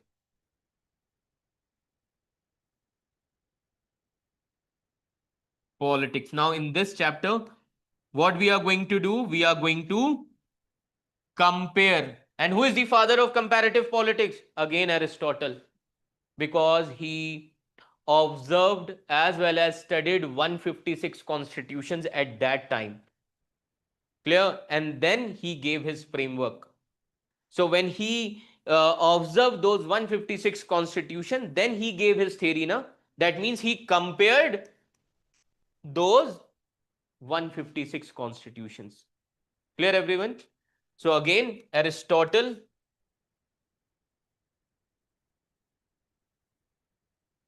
is very important here. Draw कर लीजिए. Aristotle, father of comparative politics. है ना?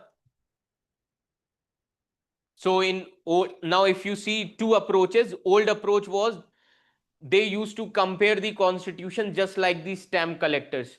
Collect here different places का constitution and they are just comparing it. Today, the new approach is they are also comparing the people's behavior, political behavior in different countries. This much is clear to all of you. So यहीं पर लिख लीजिएगा old approach compare constitutions like stamp collector.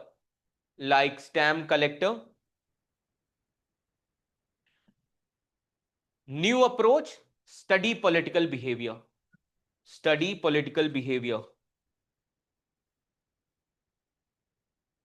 Or at present, which questions UPSC can ask? Why people love populist leader? Populist means who is loved by the population, and populist leaders are those leaders who gives freebies. समझ में आ रहा है? 200 units electricity free कर देंगे, है ना? Clear? And that is why government is going to increase the tax. तो जितना दिया था उससे ज्यादा फिर ले लेगी when they are going to come into power. This much is clear to all of you. लिख लीजिएगा example, why people love the populist leaders. Why people love the populist leaders. This one is clear to all of you. Now then second chapter क्या है? Theories of development. देखो दिया हुआ है theories of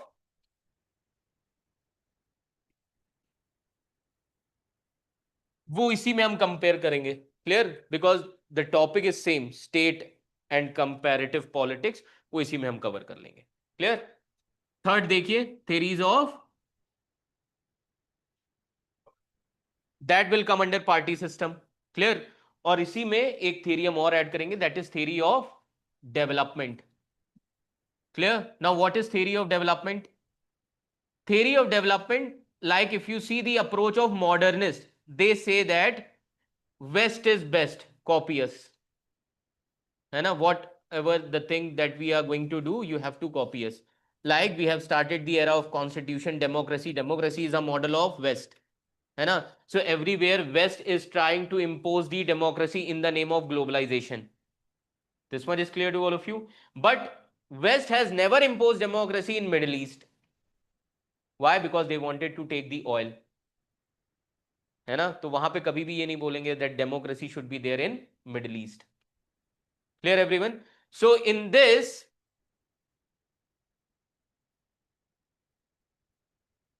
modernization approach, you'll see that West is best. Copy us. लिख लो. Clear? Now you have said West is best. So for third world, which theory will come? Dependency theory. Africa has chosen the Western model, but they are still dependent on global North, Western countries for infrastructure. है ना? So this is for the third world.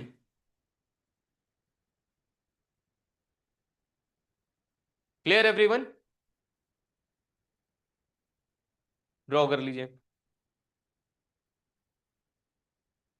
Example लिख लेना Africa and Asian countries. Africa and Asian countries. Africa and Asian countries. Then third, world systems. World system theory. In this, we are going to discuss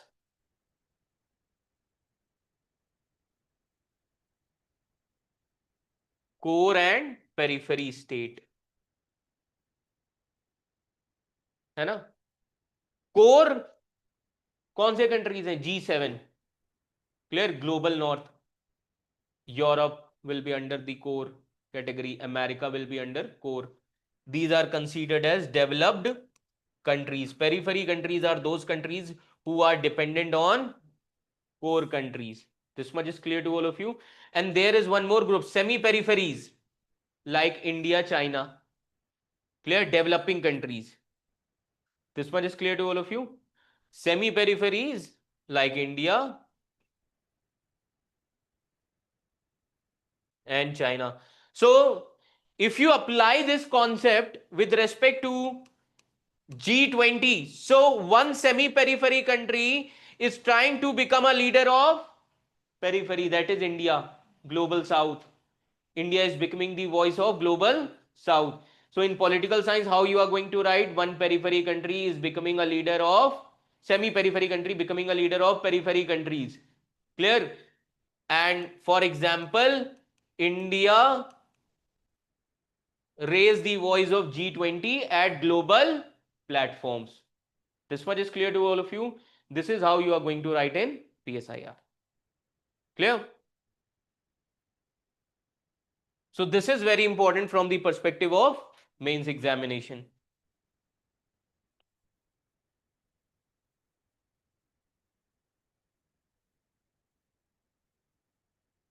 These are least developing countries.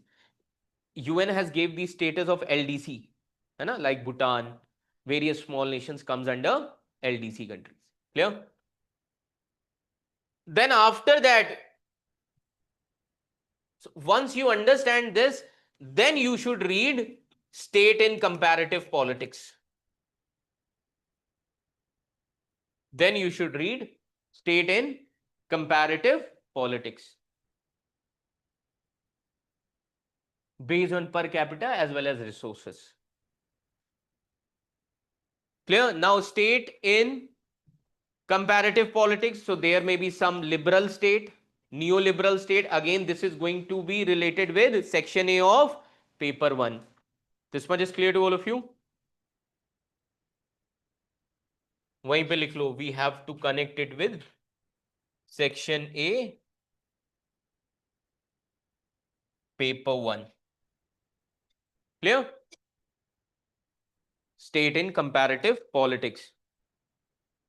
Liberal, neoliberal, Marxist, each shouting louder than the other. है ना? Neoliberal, they are going to say we are better than liberal. Marxists will say we are better than liberals. Feminists will say we are better than everyone. Clear?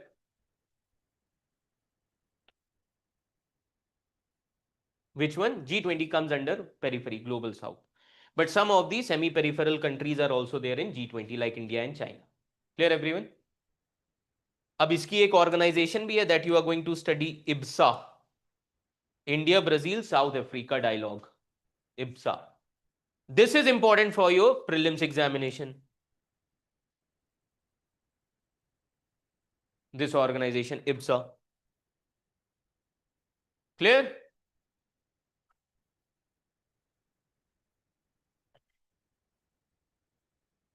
Then next chapter.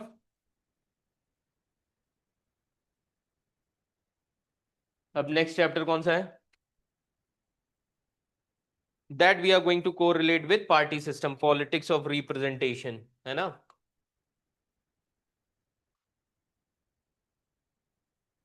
Representation as well as इसमें एक और चीज add कर लेंगे, that is party system.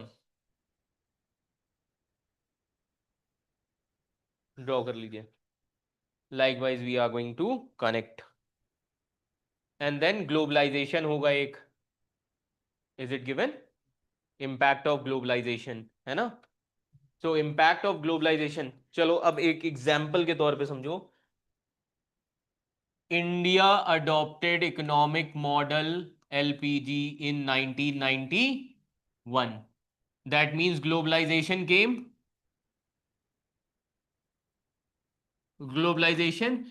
At the same time, USA became unipolar power, है ना? Unipolar world order. US, now what? US was the only power. Now what US is going to do in the name of globalization? US is going to spread its democratic culture all over the world. कैसे? In the name of IT revolution. So when LPG came in India also, IT revolution came, like you will see supercomputers. Then around 1997, WWW, World Wide Web. Clear? This came into the picture. So these things are going to expose the Western culture. This much is clear to all of you? And because of this globalization, now different companies are going to invest in India, US companies. Now food culture that Indians they are going to adopt, that is also derived from the West. है ना? रोटी खाने वाला इंसान अब क्या खाएगा? Pizza. Why? Because of Western dominance. And these things, these developments happen after 1991. The most important company, Coca-Cola. Clear everyone? So with globalizations, these things will also come. And music culture will also be changed. Pop. This much is clear to all of you? This is the impact of globalization. है ना? Clear? So from here privatization was started, corporate industries came into the picture, and because of that the environmental pollution was increased, the level was increased, and the outcome is climate change. The concept of climate change will come into the picture, है ना? Temperature will rise. Now because of rise in temperature, those companies they are going to manufacture the AC also, है ना? Pollution भी कौन करेगा? Corporate. AC भी कौन बनाएगा? Corporate, है ना? कैंसर के लिए हॉस्पिटल भी कौन बनाएगा? Corporate. Pharma industry again corporate. They give problems as well as solutions. Clear? है ना? And because of environmental this pollution, you will see various diseases will come into the picture. Hair fall, है ना? and then they are going to manufacture these shampoos, clinic all clear, and if you are going to use that shampoo for 6 months, all clear, है ना? है ना? So everything will be there. Then hair transplant, again corporate culture. Clear? This perspective is given by Marxist. This much is clear to all of you? This is given by Marxist. So that is impact of globalization. Clear? 1997, this World Wide Web. Clear? Draw कर लीजिए से. So that we are going to discuss.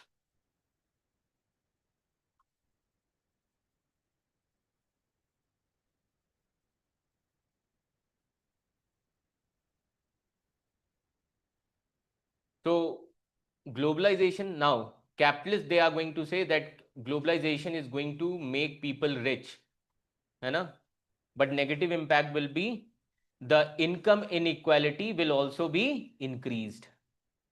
This much is clear to all of you, है ना? लिख लीजिएगा, capitalist perspective, it will make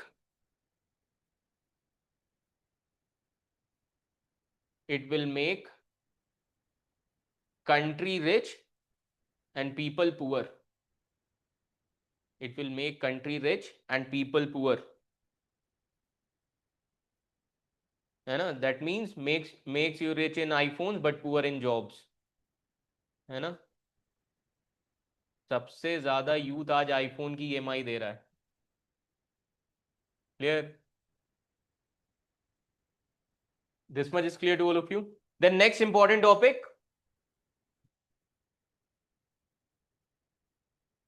Now it is related to the theories of IR, international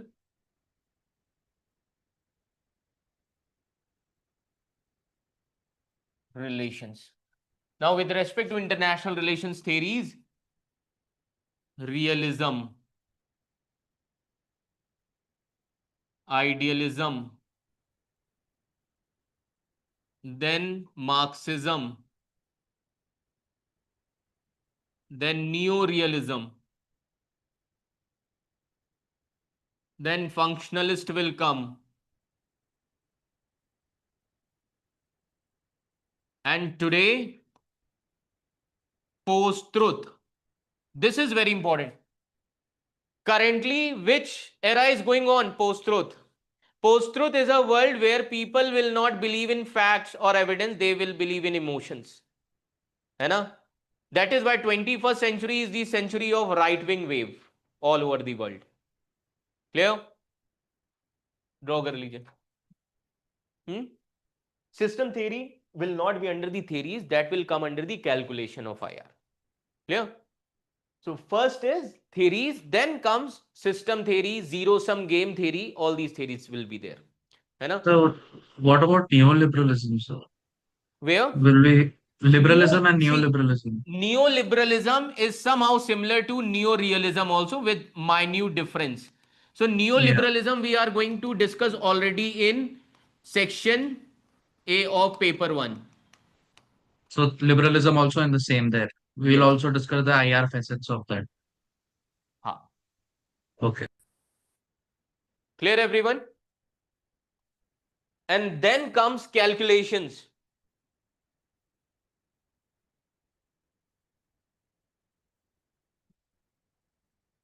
World system theory.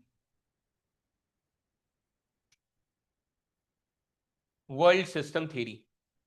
Zero-sum game, zero-zero game, win-win game. है ना? These things will be there in this. And the most important scholar, Immanuel Wallerstein, belongs to this theory. Clear? Most important scholar.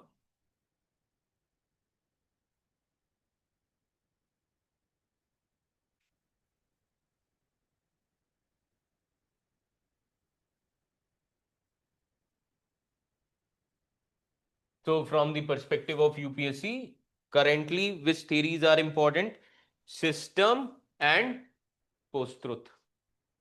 The questions will be there from these topics only. है ना? People are not concerning about the tariff. People are concerning about the handshakes of Prime Minister Modi in diplomacy. कि हाथ मिला के आए हैं, है ना? उससे क्या, है ना? This much is clear to all of you. Then next topic is key concepts.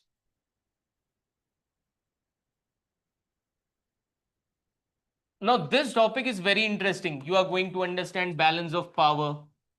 Clear? You are going to understand collective security. And when you understand this concept, then you will understand the phenomena of League of Nations, United Nations, how they work. Clear? United Nations Security Council, IMF, World Bank, everything. Clear, everyone?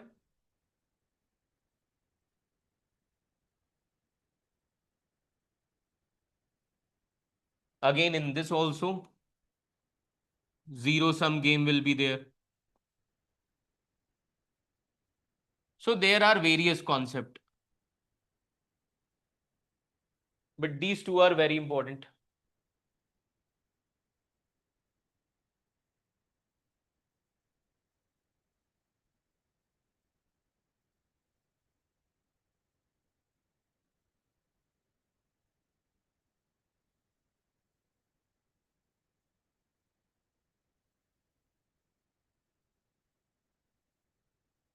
Then after this key concept, the next chapter is very important. क्या topic है उसका? Yes, change in international political order. Bipolar world, unipolar world, multipolar world. These things we are going to discuss. And in this US hegemony will also be there. है ना? एक अलग topic होगा इसी में, US hegemony. Clear? Next chapter is change in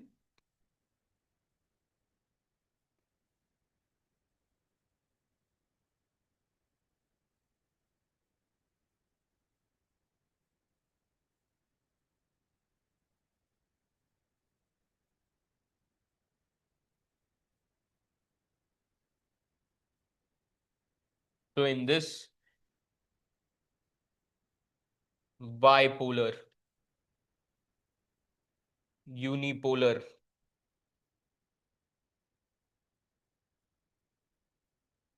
so bipolar order till 1991, है ना? From 1945.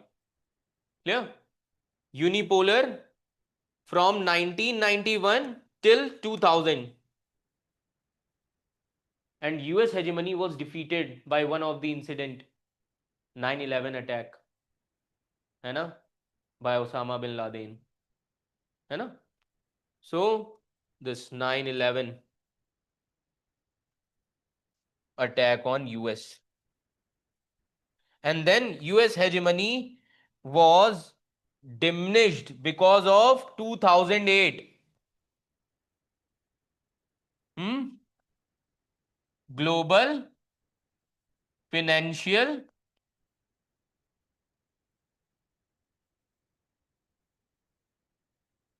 crisis.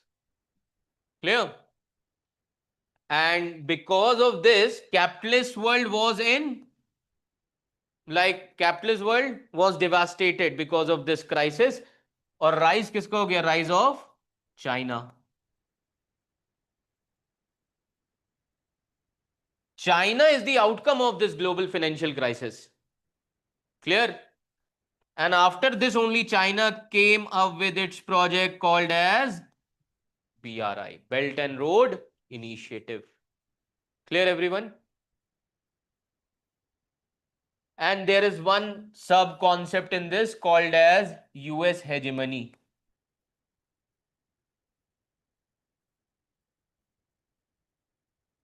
Clear? US hegemony. How US hegemony was established.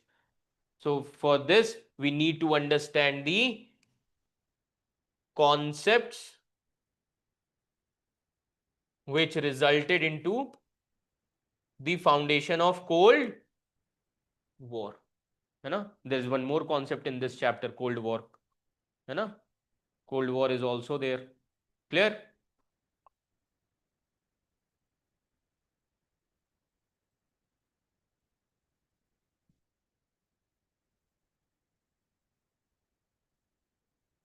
So with respect to Cold War, we are going to discuss about US and USSR. This much is clear to all of you. And why US was against USSR? The reason was USSR was continuously expanding. है ना? Now, if you see the geography of Russia, in north, which region? Arctic region. Clear? In this region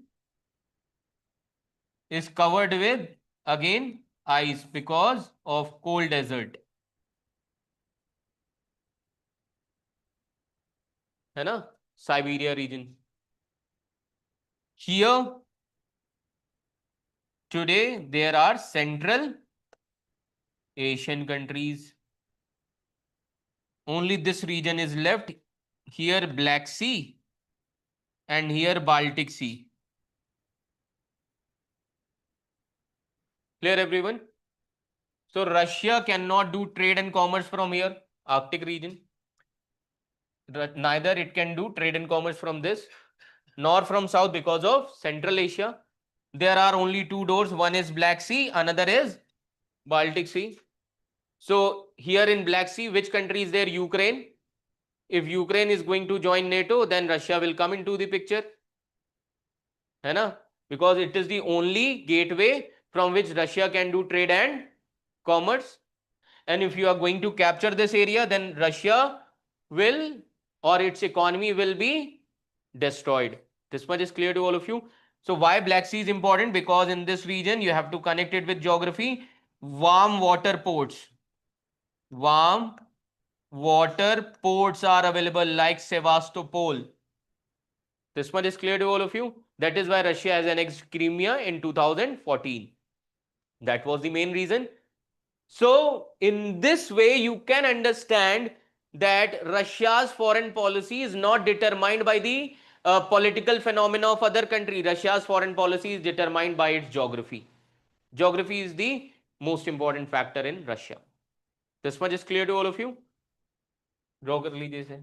So these things we will be discussing. Clear? That how Russia is going to form its foreign policy. Draw this.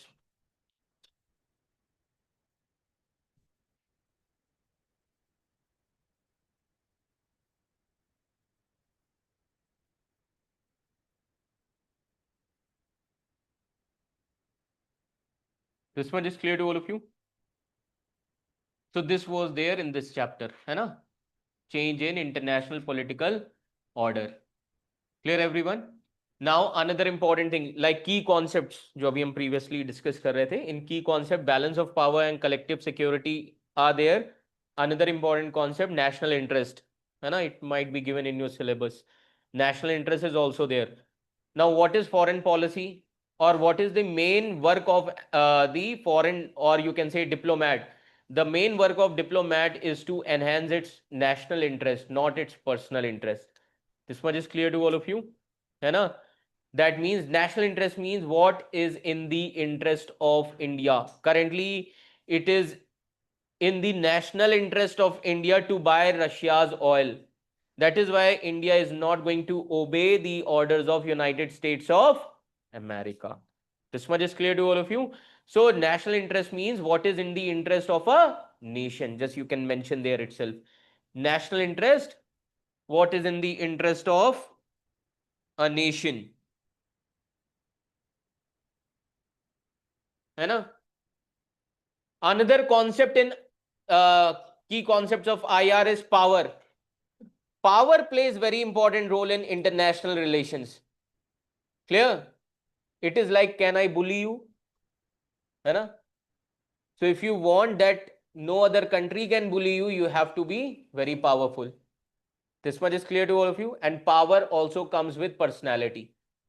Personality plays an important role with respect to power. This much is clear to all of you. So वहीं पे लिख लेना, another important concept, power.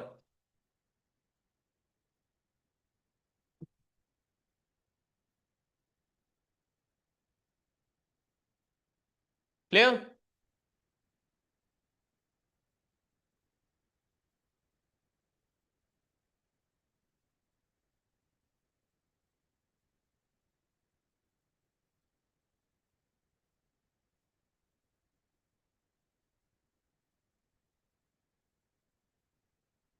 So these are the theories of international relation. And you can add one more here, constructivism. Today you will see most of these scholars, they started following constructivism. Clear?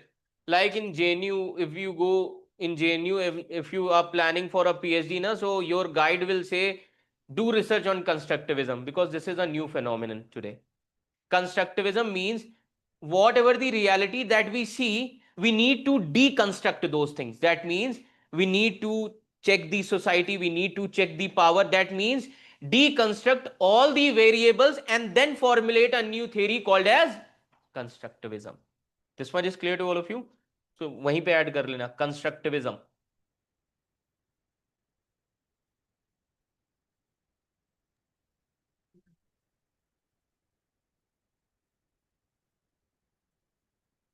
Constructivism लिख लीजिएगा, where we explain all the variables, where we construct all the variables to understand the reality, to understand the reality.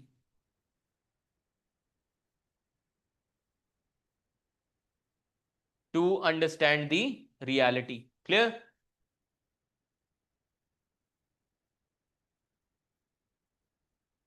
Next topic.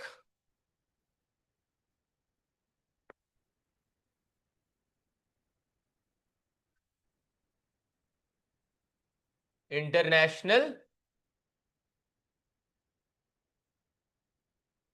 economic institutions. Clear? IMF, World Bank. So in this we are going to discuss IMF, World Bank and other Bretton Woods institutions like WTO. This one is clear to all of you? This is related to your GS paper 3 economy. है ना? IMF, World Bank, WTO, and today all these institutions need what? Reforms. This much is clear to all of you? All these institutions needs reforms. And if reforms are not going to take place, then their place will be taken by BRICS countries. BRICS countries, they have created already one bank, New Development Bank. Clear? NDB. Another important bank, Asian Infrastructure Investment Bank. Clear? All these are important institutions, substitute of IMF and World Bank. This much is clear to all of you? है ना? Then next,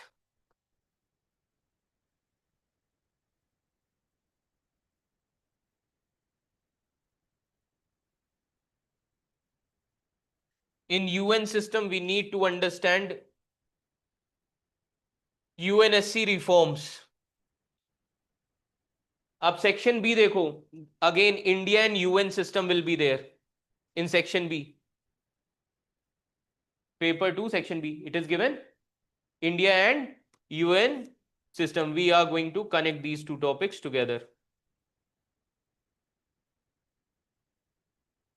Clear?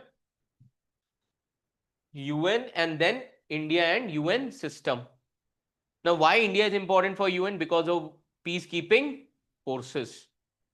This much is clear to all of you? Peacekeeping forces.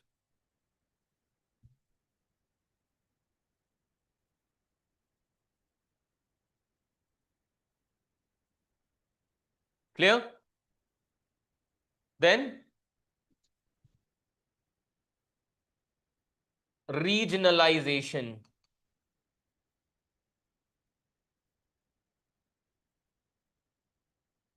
अब इसमें आपको बहुत सारे institutions दिए होंगे. SAARC, it is already a failure institution.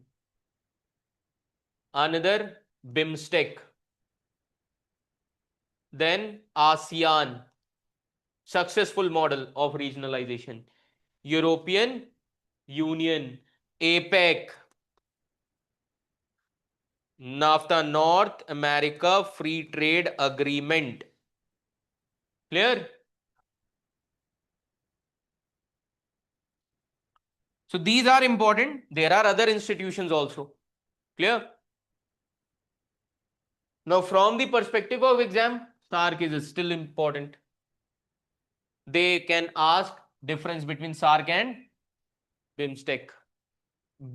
Now SARC and BIMSTEC. BIMSTEC is the inter-regional organization. Some of the South Asia countries are member as well as Southeast Asia. Where the headquarter of BIMSTEC is located? Dhaka. This much is clear to all of you.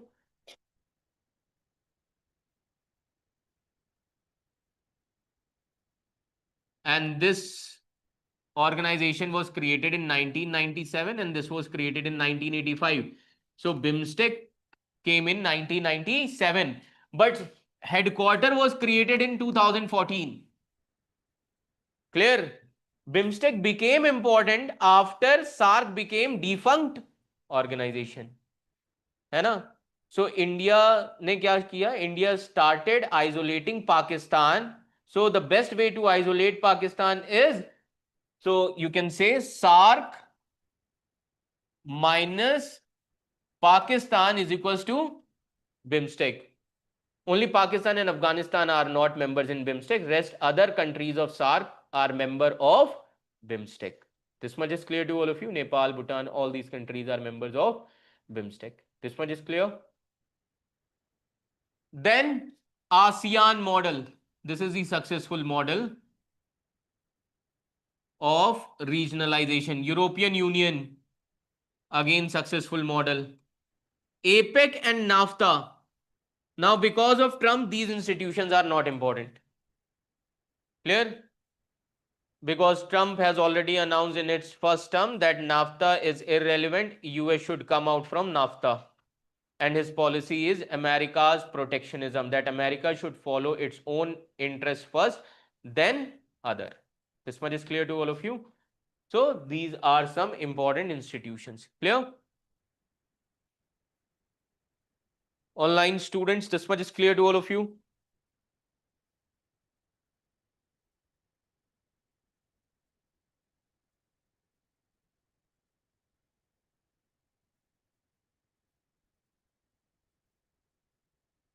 Now section B.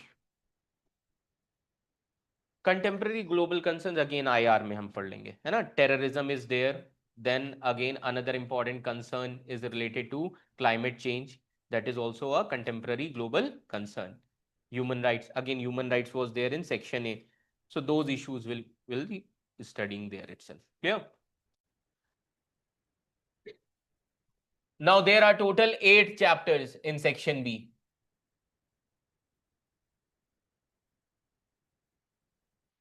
Now this is related to India and the world.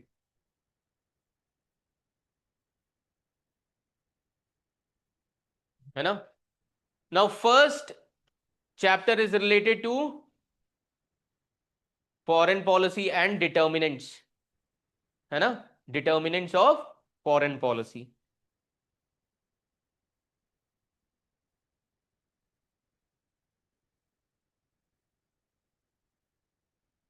What is the determinant in Russia's foreign policy? Geography. है ना? What are the determinants in India's foreign policy? ये तो basic चीज है, IR इसी पे depend करेगा. That is not the determinant, that is the principle of India's foreign policy. History, culture, geography, everything. These are the determinants. There are 2 types of determinant, internal and external. Like for example, India has good relations with Fiji. It was there in the news last week, है ना? So why India and Fiji have good relations? Because of historical background. Indian diaspora is there, so same history. This much is clear to all of you. Then India and third world countries. Why? Because of history, colonialism. Clear? So these are the determinants. Clear? तो लिख लेना, there are two types of determinants, internal and external determinants. Sometimes global organizations also influence India's foreign policy, that will come under external determinant. Clear? लिख लीजिए, sometime global organization also influence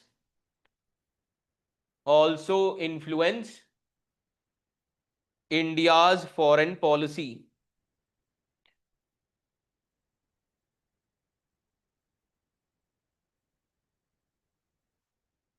Clear? So in this chapter we are going to understand the determinants. Clear? Second, contribution to NAM, non-alignment movement, है ना?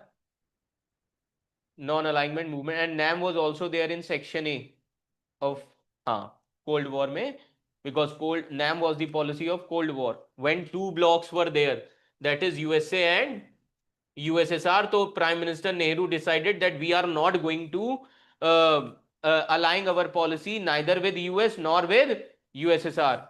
We are going to follow the neutrality, है ना? That means we are going to dance with everyone, है ना? And today's policy is multi-alignment. So today's policy also says that we are going to dance with everyone, but we are also going to sell our tickets. That is called as multi-aligned approach. This much is clear to all of you? Right now, NAM was the outcome. NAM was the outcome of Cold War. Outcome of Cold War. Clear? So what is the most important principle of NAM? India is going to maintain the strategic autonomy. Clear? Even today, if we are following multi-aligned approach, in this also we are maintaining strategic autonomy. So how you are going to write the conclusion? If UPSC will ask whether NAM has become irrelevant, no. Though the formal institution died, but the spirit of NAM is still there, because this is the culture of Hinduism. Body dies, but spirit remains alive. This much is clear to all of you, है ना? So you can write these kind of conclusions, है ना? So today's policy is multi-aligned, but still we are following the strategic autonomy. Clear? Like if you see NAM, India has adopted NAM in Cold War era. So that does not mean India did not have good relations with US and USSR. US used to give us the foreign aid like food and all. USSR used to give us weapons. Clear? So even in non-alignment, India had good relations with US and USSR. Clear? The only thing is we have not aligned our foreign policy from the perspective or from the lens of these super powers. Clear? That is called as NAM. Then third chapter, India and South Asia.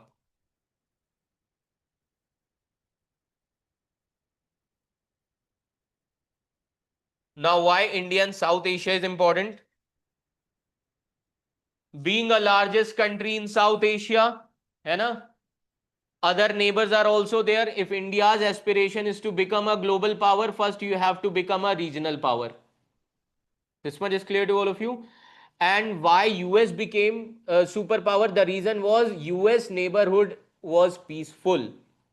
Clear? On the other hand, Indian neighborhood is not peaceful. This much is clear to all of you? Write down. India and South Asia. So in this we are going to discuss like India, Bhutan relations, India, Nepal relations. Not all countries are important. Only some of the countries which are very important like India, Bangladesh we have to discuss, because so many changes in last 1 years in Bangladesh. Then we need to understand India and Sri Lanka also. Clear? Other important thing, India-Pakistan relations because of Operation Sindoor and so many other events with respect to Pakistan. Clear? And then we should read India-Taliban relations. The reason is India started back channel diplomacy with Taliban. This much is clear to all of you. So लिख लीजिएगा important topics under this: India Bhutan relations, Bangladesh, India Bhutan, Bangladesh,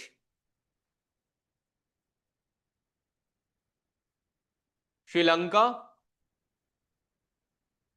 Pakistan and Taliban. Pakistan and Taliban. Clear everyone?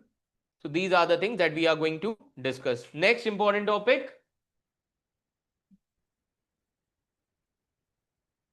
India and great powers. Clear? अब great powers यहाँ पे मतलब है US, India's relations with US, India's relation with Russia, India's relation with China. Clear? UK. Clear? लिख लीजिएगा India, US, China, Russia, UK, etc. Clear? So all these relations are important because today India is interacting with US, on the other hand Russia, China, है ना, other countries also. Clear? Next, India and global South. Global South important countries: Africa will be there, Latin America. With respect to Latin America, Brazil and Argentina.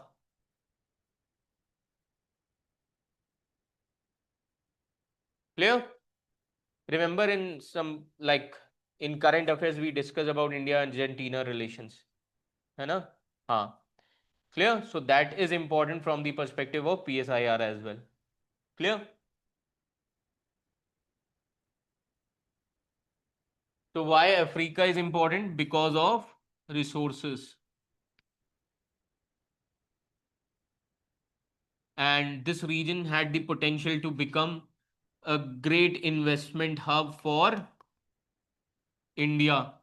But you know the most important reason for India to interact with Africa, because of oil, and their oil is less in sulfur.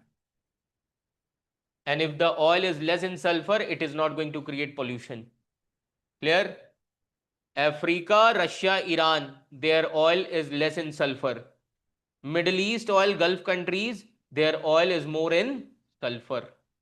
This much is clear to all of you. That is the most important reason. Clear?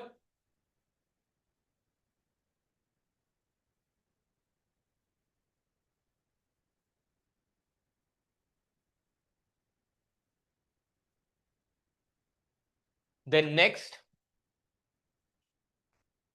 again that same we are going to correlate with section A of paper 2.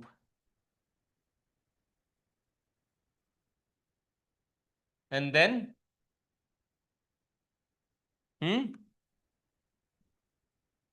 India's nuclear doctrine, nuclear policy. What is India's nuclear policy? No first use. And in this I am going to tell you some of the basics also, like how nuclear power was created based on how much uranium enrichment should be there. Clear? To become the nuclear power. Clear?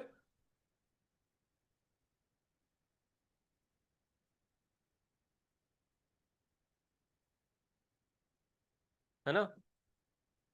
And then recent developments and contemporary, जो section A में था. Clear? And in recent developments, this is the last chapter. In recent developments, the most important region will come West Asia. West Asia. Here I am going to tell you the story of Israel-Palestine.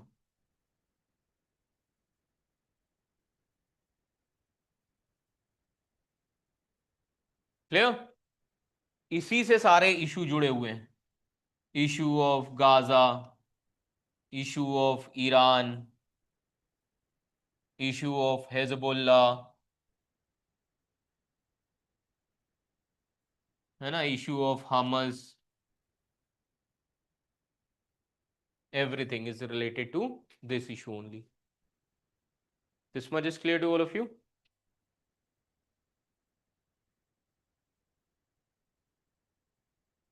Russia, Ukraine will be in great powers only, India and great powers. Russia, Ukraine में we have to study what is the perspective of India, because the questions will be asked from the perspective of India. That means which is going to affect India's interest. Clear, everyone? So this is your syllabus. Just go through it once.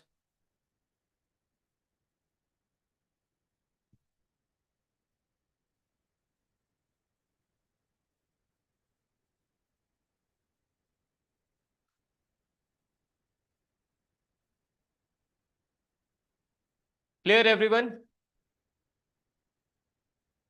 Syllabus समझ में आ गया? So whole GS paper 2 will be covered, है ना? Then 60% of GS paper 1, 30% of GS paper 4, and 40% of GS paper 3, as well as essay paper, है ना? Plus issues related to interview.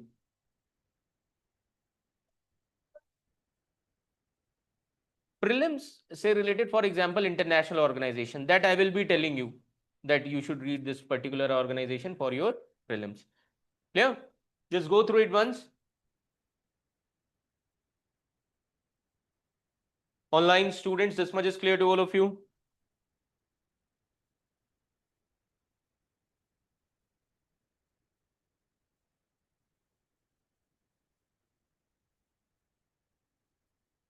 So now try to understand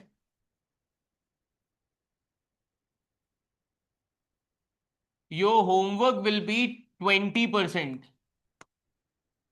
80% we are going to complete in the class. That 20% includes revision and you have to make your gist. Clear?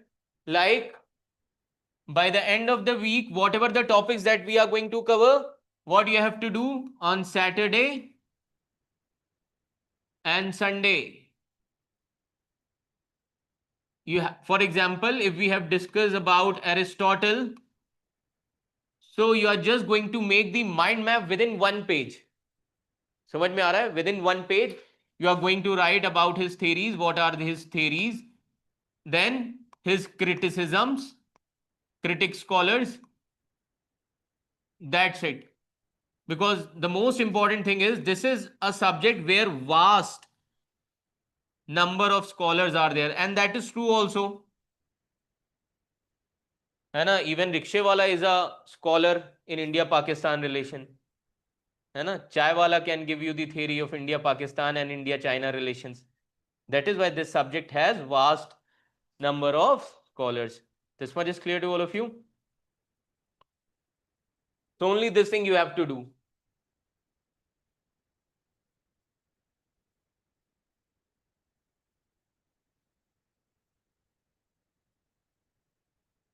Clear, everyone?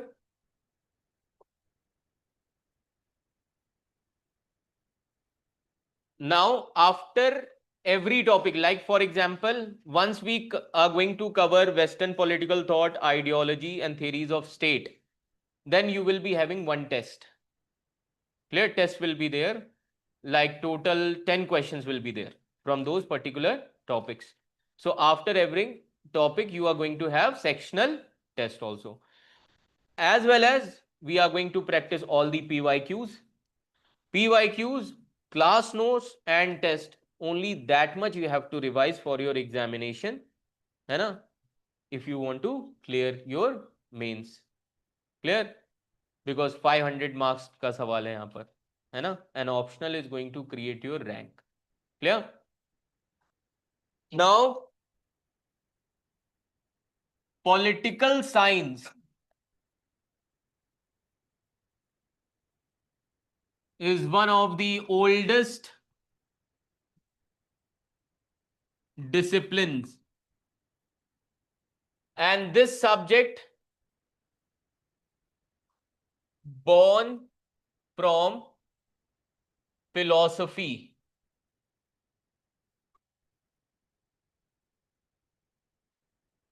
Yes, है ना?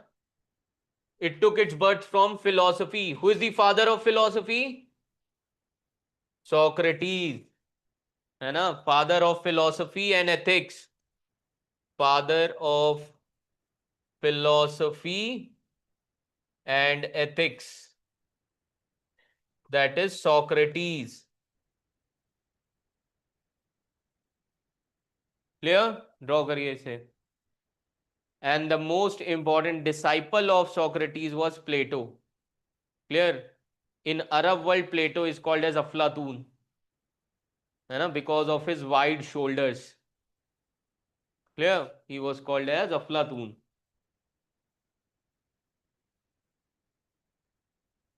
Draw करिए.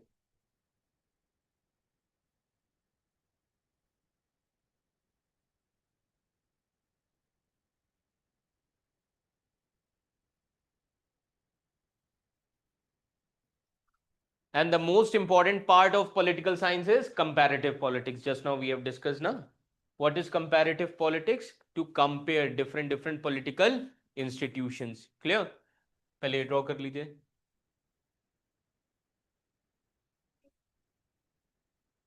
Socrates, Plato.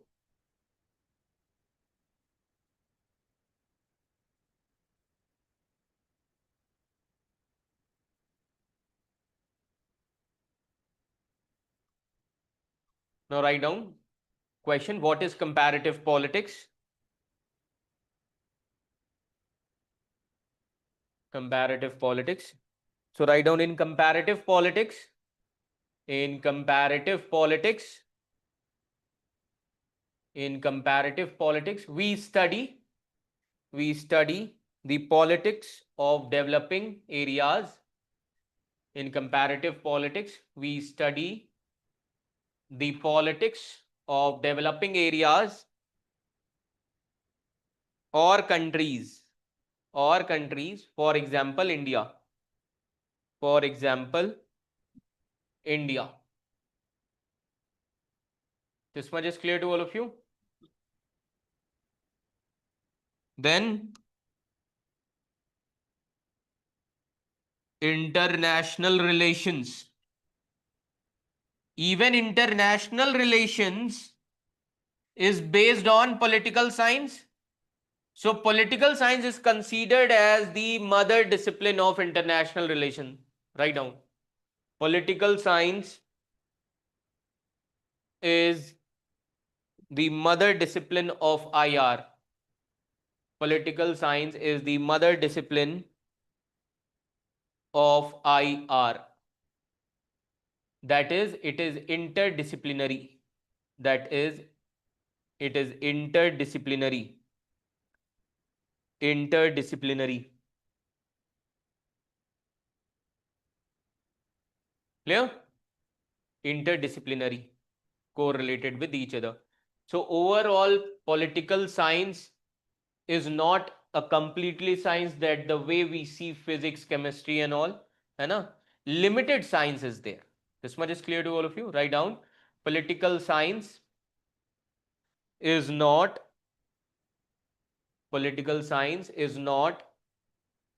a science.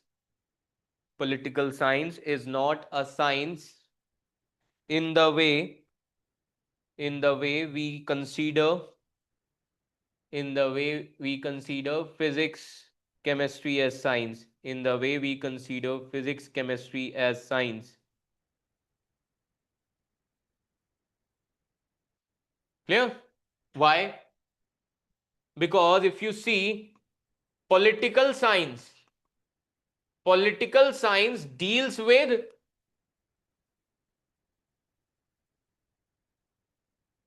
first we need to understand science. है ना, science like physics or chemistry, it deals with natural facts.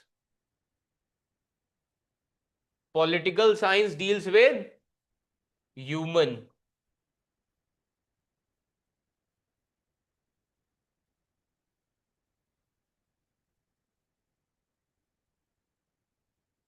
Human political life. Draw this.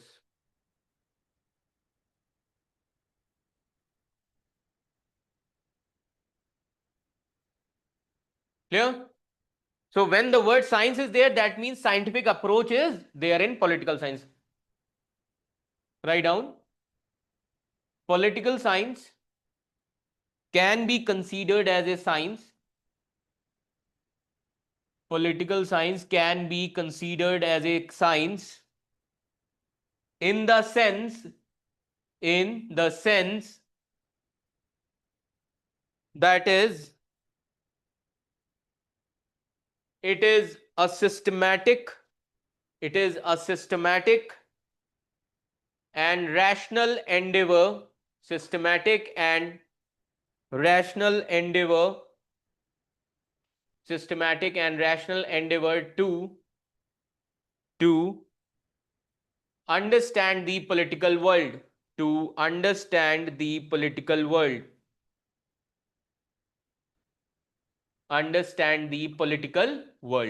Clear?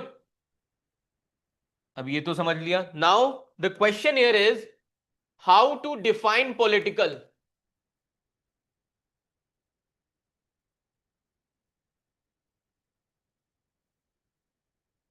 बताइए,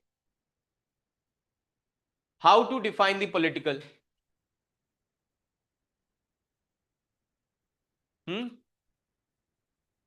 How to define political? From where this word came, political?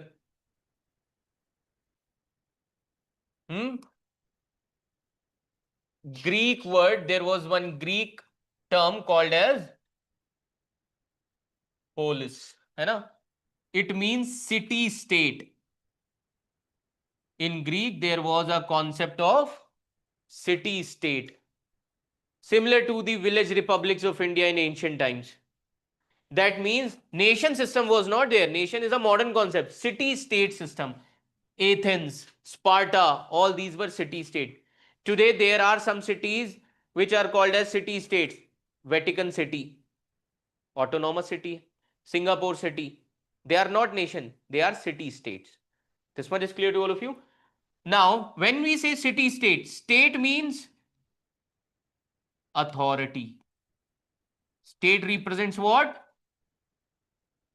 Authority. Draw कर लीजिए.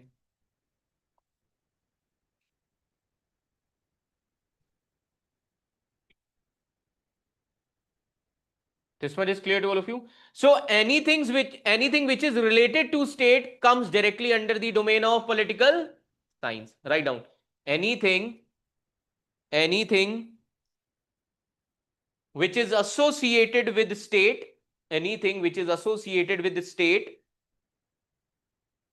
comes within the scope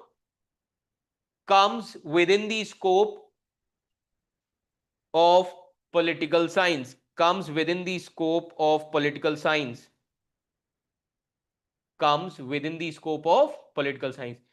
Now we need to quote the scholar also. There is one scholar whose name is Garner. Garner said political science begins and ends with state. Clear? Right down. According to Garner, Garner, according to Garner, political science begins and ends with state.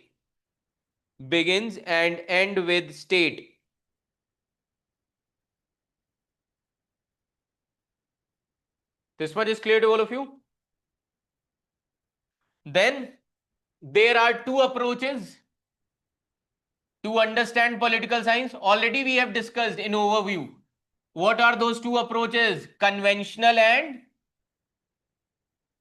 contemporary, है ना? conventional and contemporary. Conventional political science deals with the state. Contemporary political science deals with political behavior, human behavior, vote behavior. This much is clear to all of you. So conventional was only related to state. This much is clear to all of you. Write down conventional. And who gave this conventional way approach? Aristotle. Aristotle has given the conventional approach. लिख लीजिएगा. Conventional approach was defined by Aristotle. Conventional approach was defined by Aristotle, who is known as father of political science. Who is known as father of political science.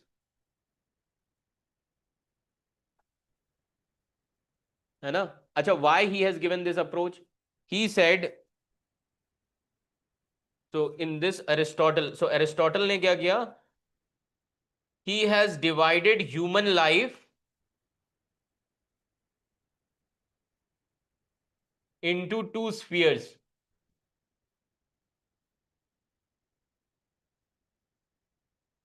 Personal and public sphere. Draw this. He divided human life into two spheres, personal and public sphere. Now, what is personal sphere? Personal sphere is something which is related to interpersonal relationship of human being. Interpersonal relationship. Like family, marriage, etc. This much is clear to all of you? This will come under personal. And this is not going to be included in political life. This much is clear to all of you? है ना? Right? उसी में लिख लीजिएगा. This will not be included in political life. Clear? Public sphere represents what? It represents collective life. It represents collective life.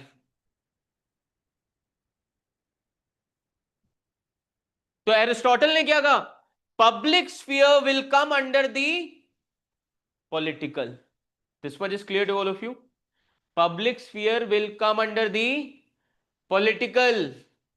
What do you understand from this? If he is saying that marriages and family issues will not come under the political life, that means domestic violence, violence against women will not come under the domain of state. So who is going to criticize Aristotle at present? Feminist. This much is clear to all of you? है ना? So Aristotle said public comes under political. Feminist will say personal is political. ये quotation बहुत famous है. Personal is political. This was asked in essay paper also. That means even personal sphere should also come under the political sphere. That is given by whom? That is given by feminist. This much is clear to all of you? Write down. Aristotle, while defining the term political, Aristotle, while defining the term political,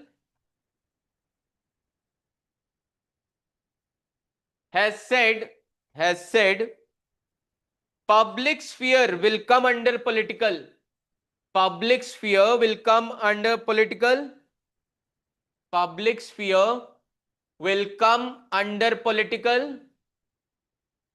Public sphere will come under political, and personal sphere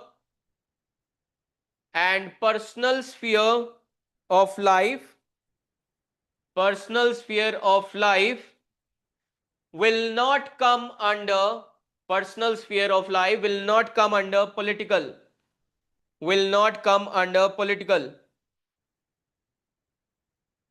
Clear? Can we say Aristotle has done separation of personal and public life? Yes. है ना? So he did separation of personal and political life. लिख लीजिएगा. Conventional way to describe conventional way to describe what is political. Conventional way to describe what is political is based on Aristotle separation of personal and public sphere. Separation of personal and public sphere. है ना? So Aristotle political life exclude personal sphere. This much is clear to all of you. है ना? So he will be criticized by whom? Feminist group of scholars. लिख लीजिएगा. Aristotle was criticized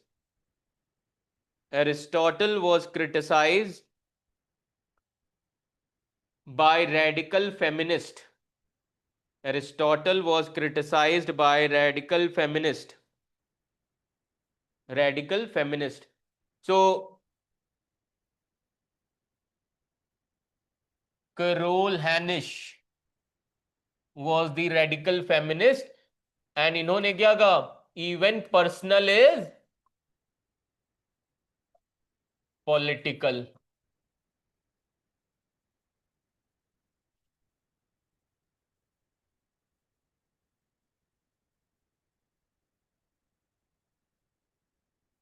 Carol Hanisch. No. At present. Clear? So feminists have rejected the Aristotelian view of politics. लिख लीजिएगा. Feminists have rejected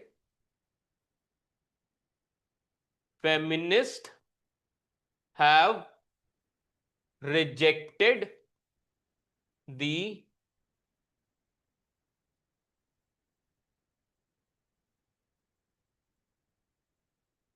Aristotelian view of politics.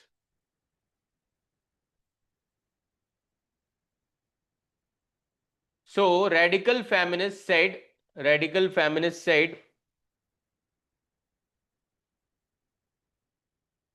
personal sphere should be under political. अब जब ये कहेंगे तो आपके mind में तुरंत एक डिबेट आ जाएगी which is going on at present, whether state should reform personal laws, है ना, like Muslim personal laws. This much is clear to all of you. So the debate will come into the picture whether state should reform personal laws or not, है ना. And why state should interfere in personal laws? Because there are different types of issues or the violence which happens within the four walls of the family. Clear? That is why feminist has said that even personal is also political. Write down. Feminists want to point out that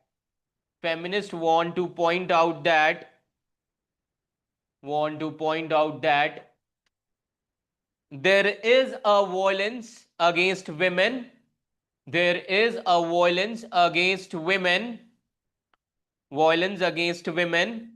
Not just in public sphere,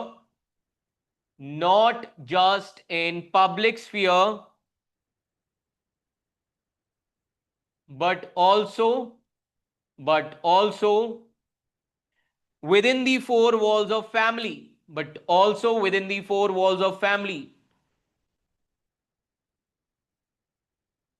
Full stop. Thus the boundary between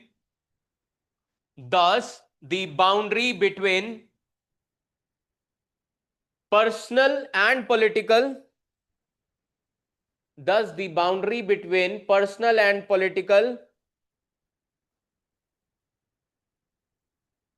which was created should be dissolved, should be dissolved, should be dissolved. In this way, the discipline of political science, in this way, the discipline of political science has become broader, has become broader.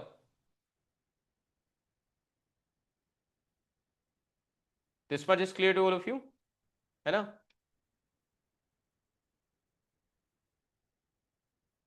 Then what do you understand by political thought?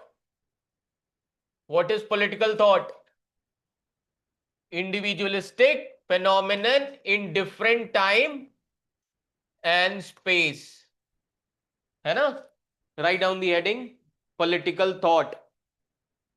So political thought is the major area of discipline in political science.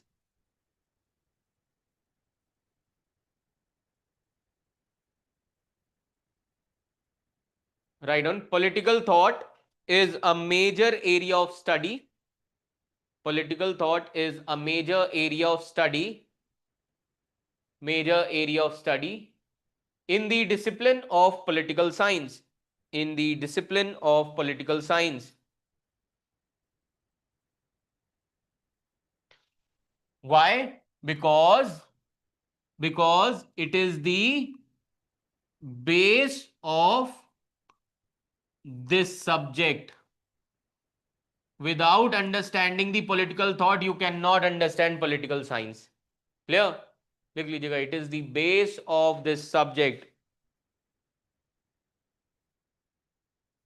Or you can say it is a language of this subject.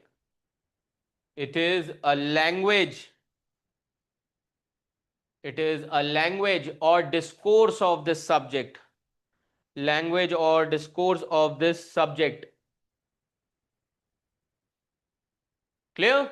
So overall, how we can say political thoughts gives vocabulary, language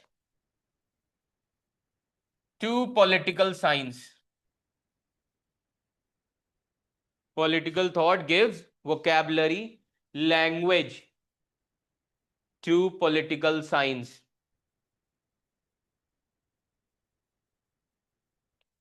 This one is clear to all of you? Just go through it once.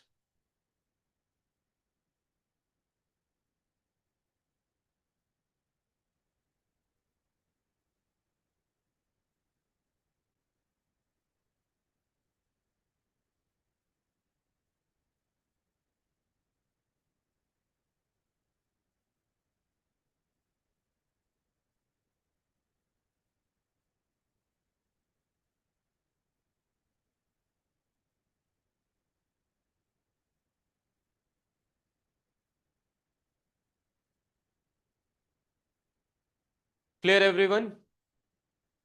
है ना? So political science is also related to state. State represents what? अभी बताया था, authority. Authority represents power. Clear? This much is clear to all of you. Power is something which is legally acceptable. लिख लीजिएगा.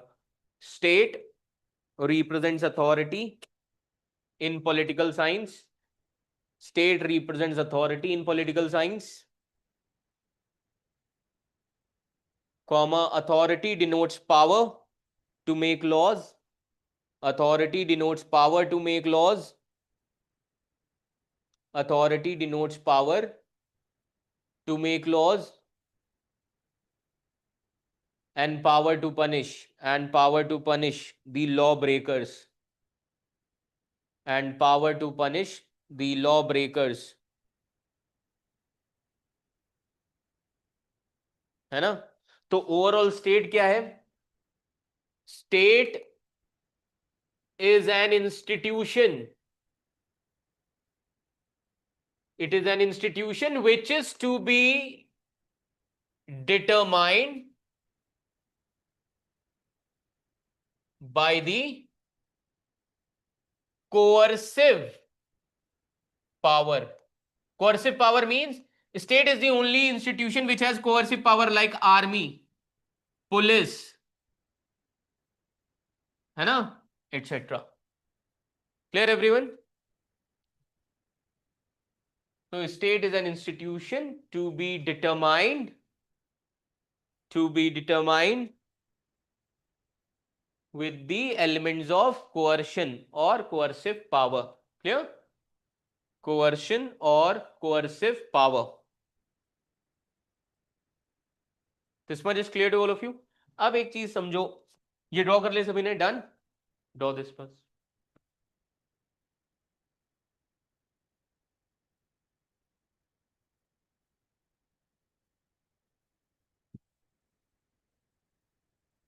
Done.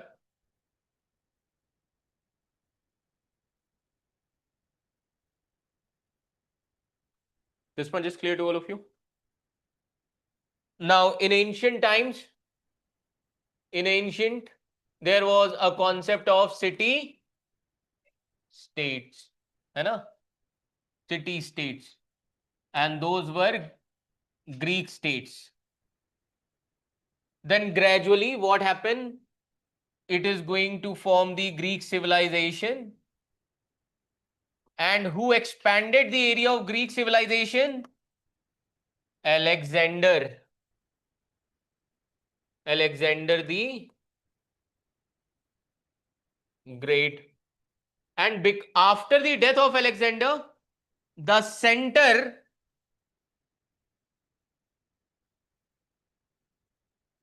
of Greek shifted to Rome, because empire was largely expanded by the Alexander, है ना? So center was shifted to Rome. Now this includes even Europe and West Asia. Gradually, in this, Roman emperor, initially Roman emperor was strong, and by 10th century, Christianity was established all over Europe, 10 to 14th century. Now Roman Empire will be divided into two centers, and Roman Emperor will not be powerful. Who is going to be the powerful? Feudal lords of Europe or his official governors. Now in this scenario, Roman Empire was divided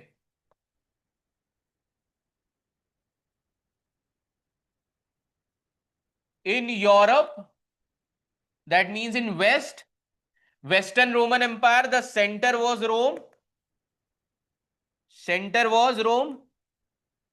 In East region, the center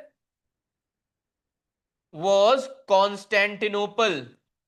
Constantinople is in Turkey. Clear? Constantinople, Turkey. So under the Constantinople, Eastern Europe was there and West Asia was there. This much is clear to all of you. So this was divided, and here Roman emperor was like nominal head. So power came under the control of church. This much is clear to all of you. Power किसके control में आ गई? Church. And church was dominated by whom? Pope. Clear? He used his power to create a conflict among the feudal lords, among the Roman emperor and feudal lords. In this way, church started maintaining their authority over political life also. What was the concept of political science in ancient? Separation of religion from politics. Here, religion became integral part of politics. This much is clear to all of you. And gradually you will see, around 15th century, the people came against the authority of Catholic Church because of their corrupt practices, and the most corrupt practice was letter of indulgence. है ना? That letter of indulgence was the most corrupt practice. That means booking a seat in heaven. Clear? That was the corrupt practice. So people started questioning the authority. In this scenario, people started protest against the church, and this group of protesters came to be called as Protestant. Martin Luther King, है ना? Different scholars will be there. This much is clear to all of you. Protestant came. Now, this is 15th century. In the background of 15th century, what was the change? What was the change? Vasco da Gama, Portuguese, discovered a trade route, है ना, towards India 1498. In this scenario, merchants started rising. They started establishing their factories, but they cannot establish their factories because of high rent, because land was under the control of whom? Feudal lords and church. Clear? So merchants were against the policies of feudal lords. Now to establish factory, they need workers, but the society of Europe was different because slavery was there. So slaves were under the control of feudal lords. They were called as masters, master and slave relation. Clear? So workers were also not available. On the other hand, church was also dominating, and church became the real power. On the other hand, Roman emperor became nominal power. This one is clear to all of you. Now Roman emperor wanted to create his supremacy, है ना? But अब सवाल ये उठता है, he cannot go against war, that is against church and feudal lord. Why? War requires what? Money. This much is clear to all of you. Merchants cannot go against feudal lords and church because they have money, but they did not have army. Army will under the control of state. तो इसके पास क्या है? Army. इनके पास क्या है? Money. So Roman emperor will be supported by merchants. Capitalism इस तरीके से आएगा. This one is clear to all of you. Merchants, they are going to support whom? Roman emperor. Against whom? Feudal lords and church. Now majority of the population was Catholic in Europe. So Catholics, they are going to support church and feudal lords. They will be supported by Protestants. This much is clear to all of you. In this scenario, a famous war took place in Europe from 1618 to 1648. This is called as 30 Years War in Europe. 30 Years War in Europe. In this war, the dominancy of church and feudal lord was abolished. This much is clear to all of you. So finally, this war was ended in 1648. Which treaty? Treaty of Westphalia. आप लोगों ने सुना भी होगा.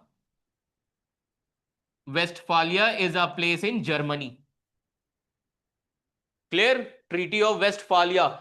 For the first time in the world, there was a concept of nation state system came. Second important concept, sovereignty.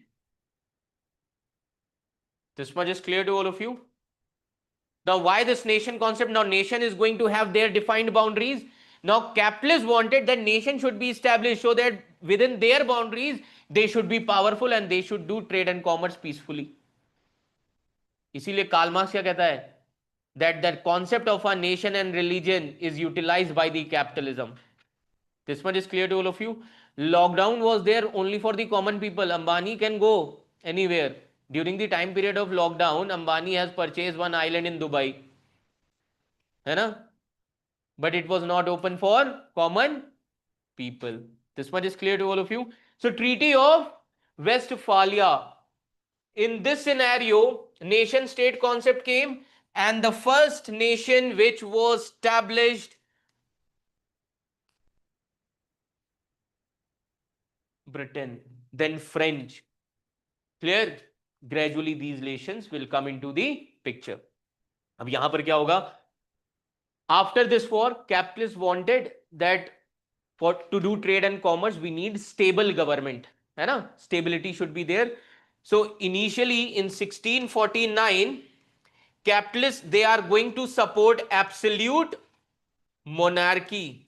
अभी मैंने बताया था, Thomas Hobbes has given the concept of absolute state. That absolute state was absolute monarchy, because during this period, who was the political scholar? Thomas Hobbes.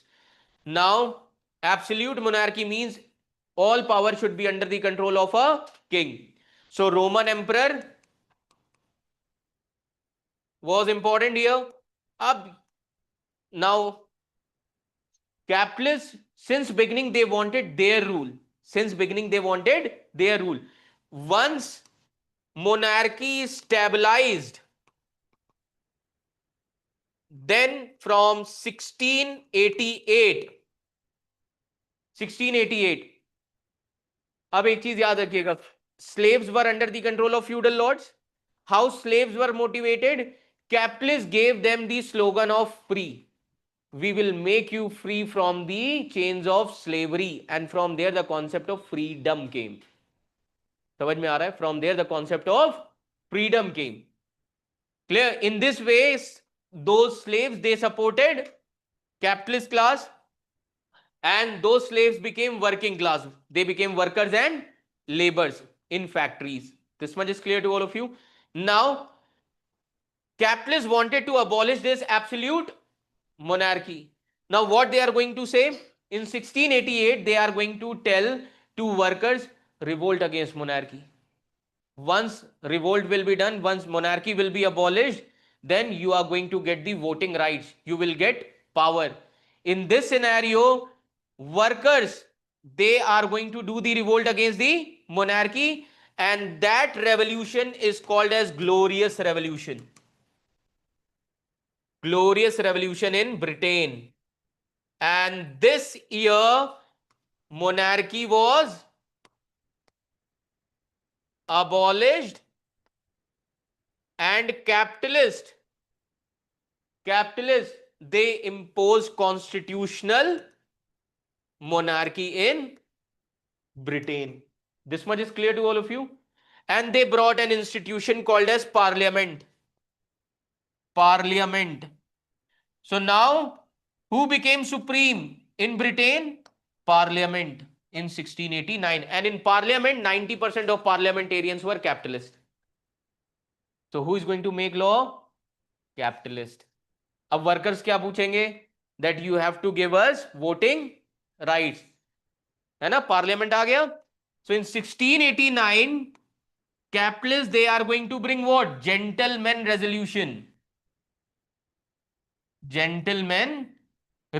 And that gentleman resolution was only tax paying section will be given voting rights. And tax paying section कौन है? Capitalist class, not workers.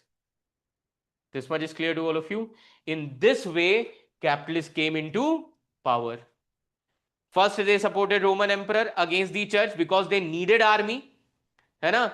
Then they established absolute monarchy so that stability should come. Once stability came, they abolished absolute monarchy. This much is clear to all of you. So in medieval times, Roman Empire was there. In modern times, nation state system. Clear everyone? ये draw कर लिया सभी ने?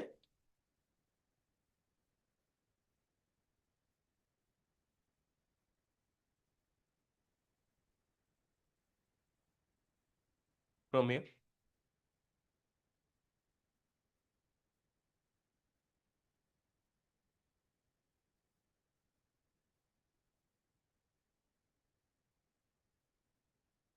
Online students, this much is clear to all of you?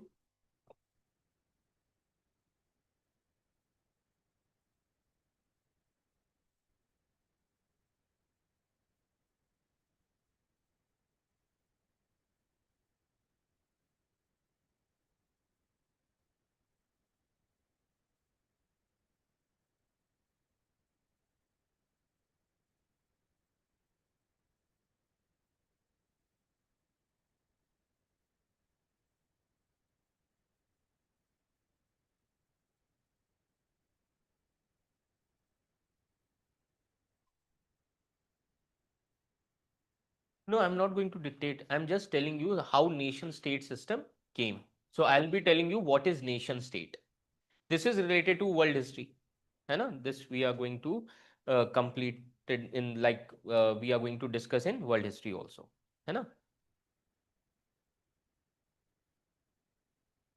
So I'll do one thing. Tomorrow I'll dictate also. Okay.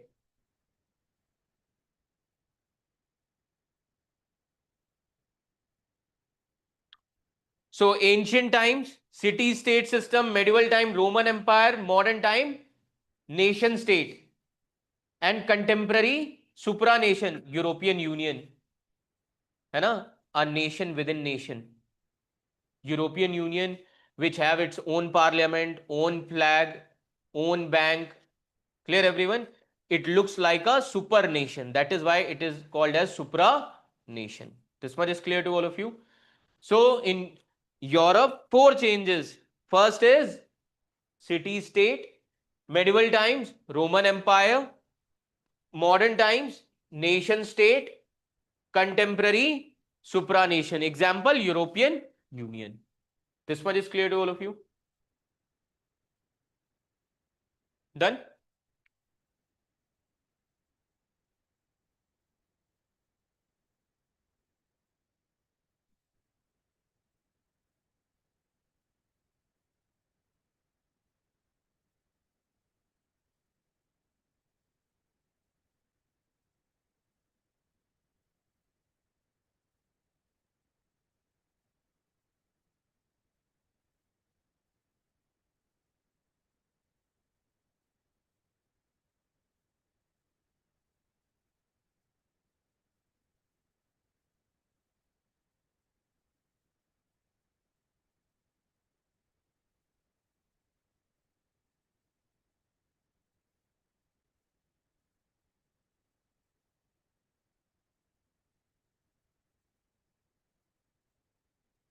And do not miss any class. Clear? Because every day you are going to learn something new. है ना? और मैंने एक चीज तो बोल ही दी है, because अब जो एब्सेंट होगा you have to give your application from the parents and confirmation हम लोग करेंगे पेरेंट्स से पूछ के, है ना?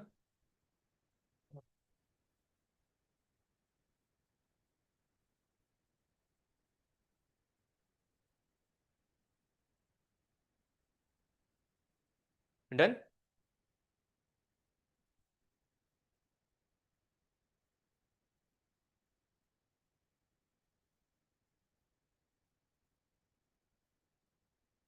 जैसे 10th क्लास में पढ़ते थे ना बोर्ड एग्जाम के लिए, अगर वैसे पढ़ना शुरू कर दिया क्लियर हो जाएगा, क्योंकि 12th के बाद कॉलेज आ जाता है, डिजास्टर्स पीरियड, जहां पे हम पढ़ना भूल जाते हैं, है ना? क्लास में देखो 11 12th 8th 9th हर जगह कितना लिखवाया जाता था. Clear?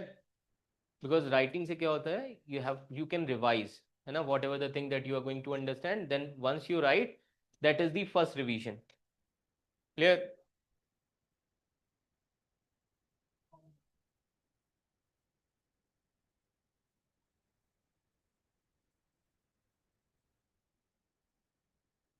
Shashi Tharoor, you can read that book. That is a good book, है ना?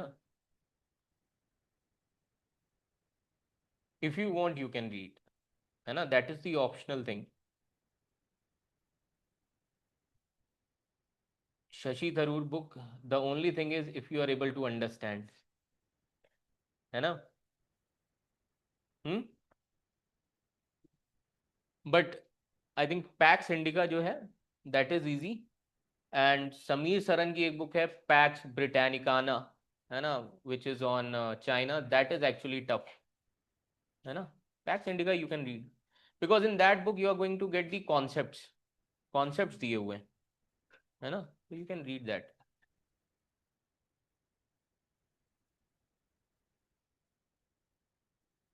Just read 10 pages per day, है ना. एक शेड्यूल बना लो. No need to read all the chapters, but read important chapters. You can bring that book, I'll tell you the important chapters. Clear? But yes, if you want to read, you can read. That is a good book actually, because जब पहले कोई book नहीं होती थी, there was only one book which is written by Shashi Tharoor. पहले सिर्फ एक ही book पढ़ी जाती थी, that is Shashi Tharoor और Rajiv Sikri, Challenges in India's Foreign Policy. Clear? So you can read that book, है ना. No need to read India Way and all, which is written by H. Jayankar, है ना. No need to read that book, but you can read that Shashi Tharoor book, Pax Indica. Clear? Other book, like if you're fond of reading novels and all, then you can read the books of Henry Kissinger, like Modern Diplomacy, World Order, है ना. Those books you can read. Clear? Done?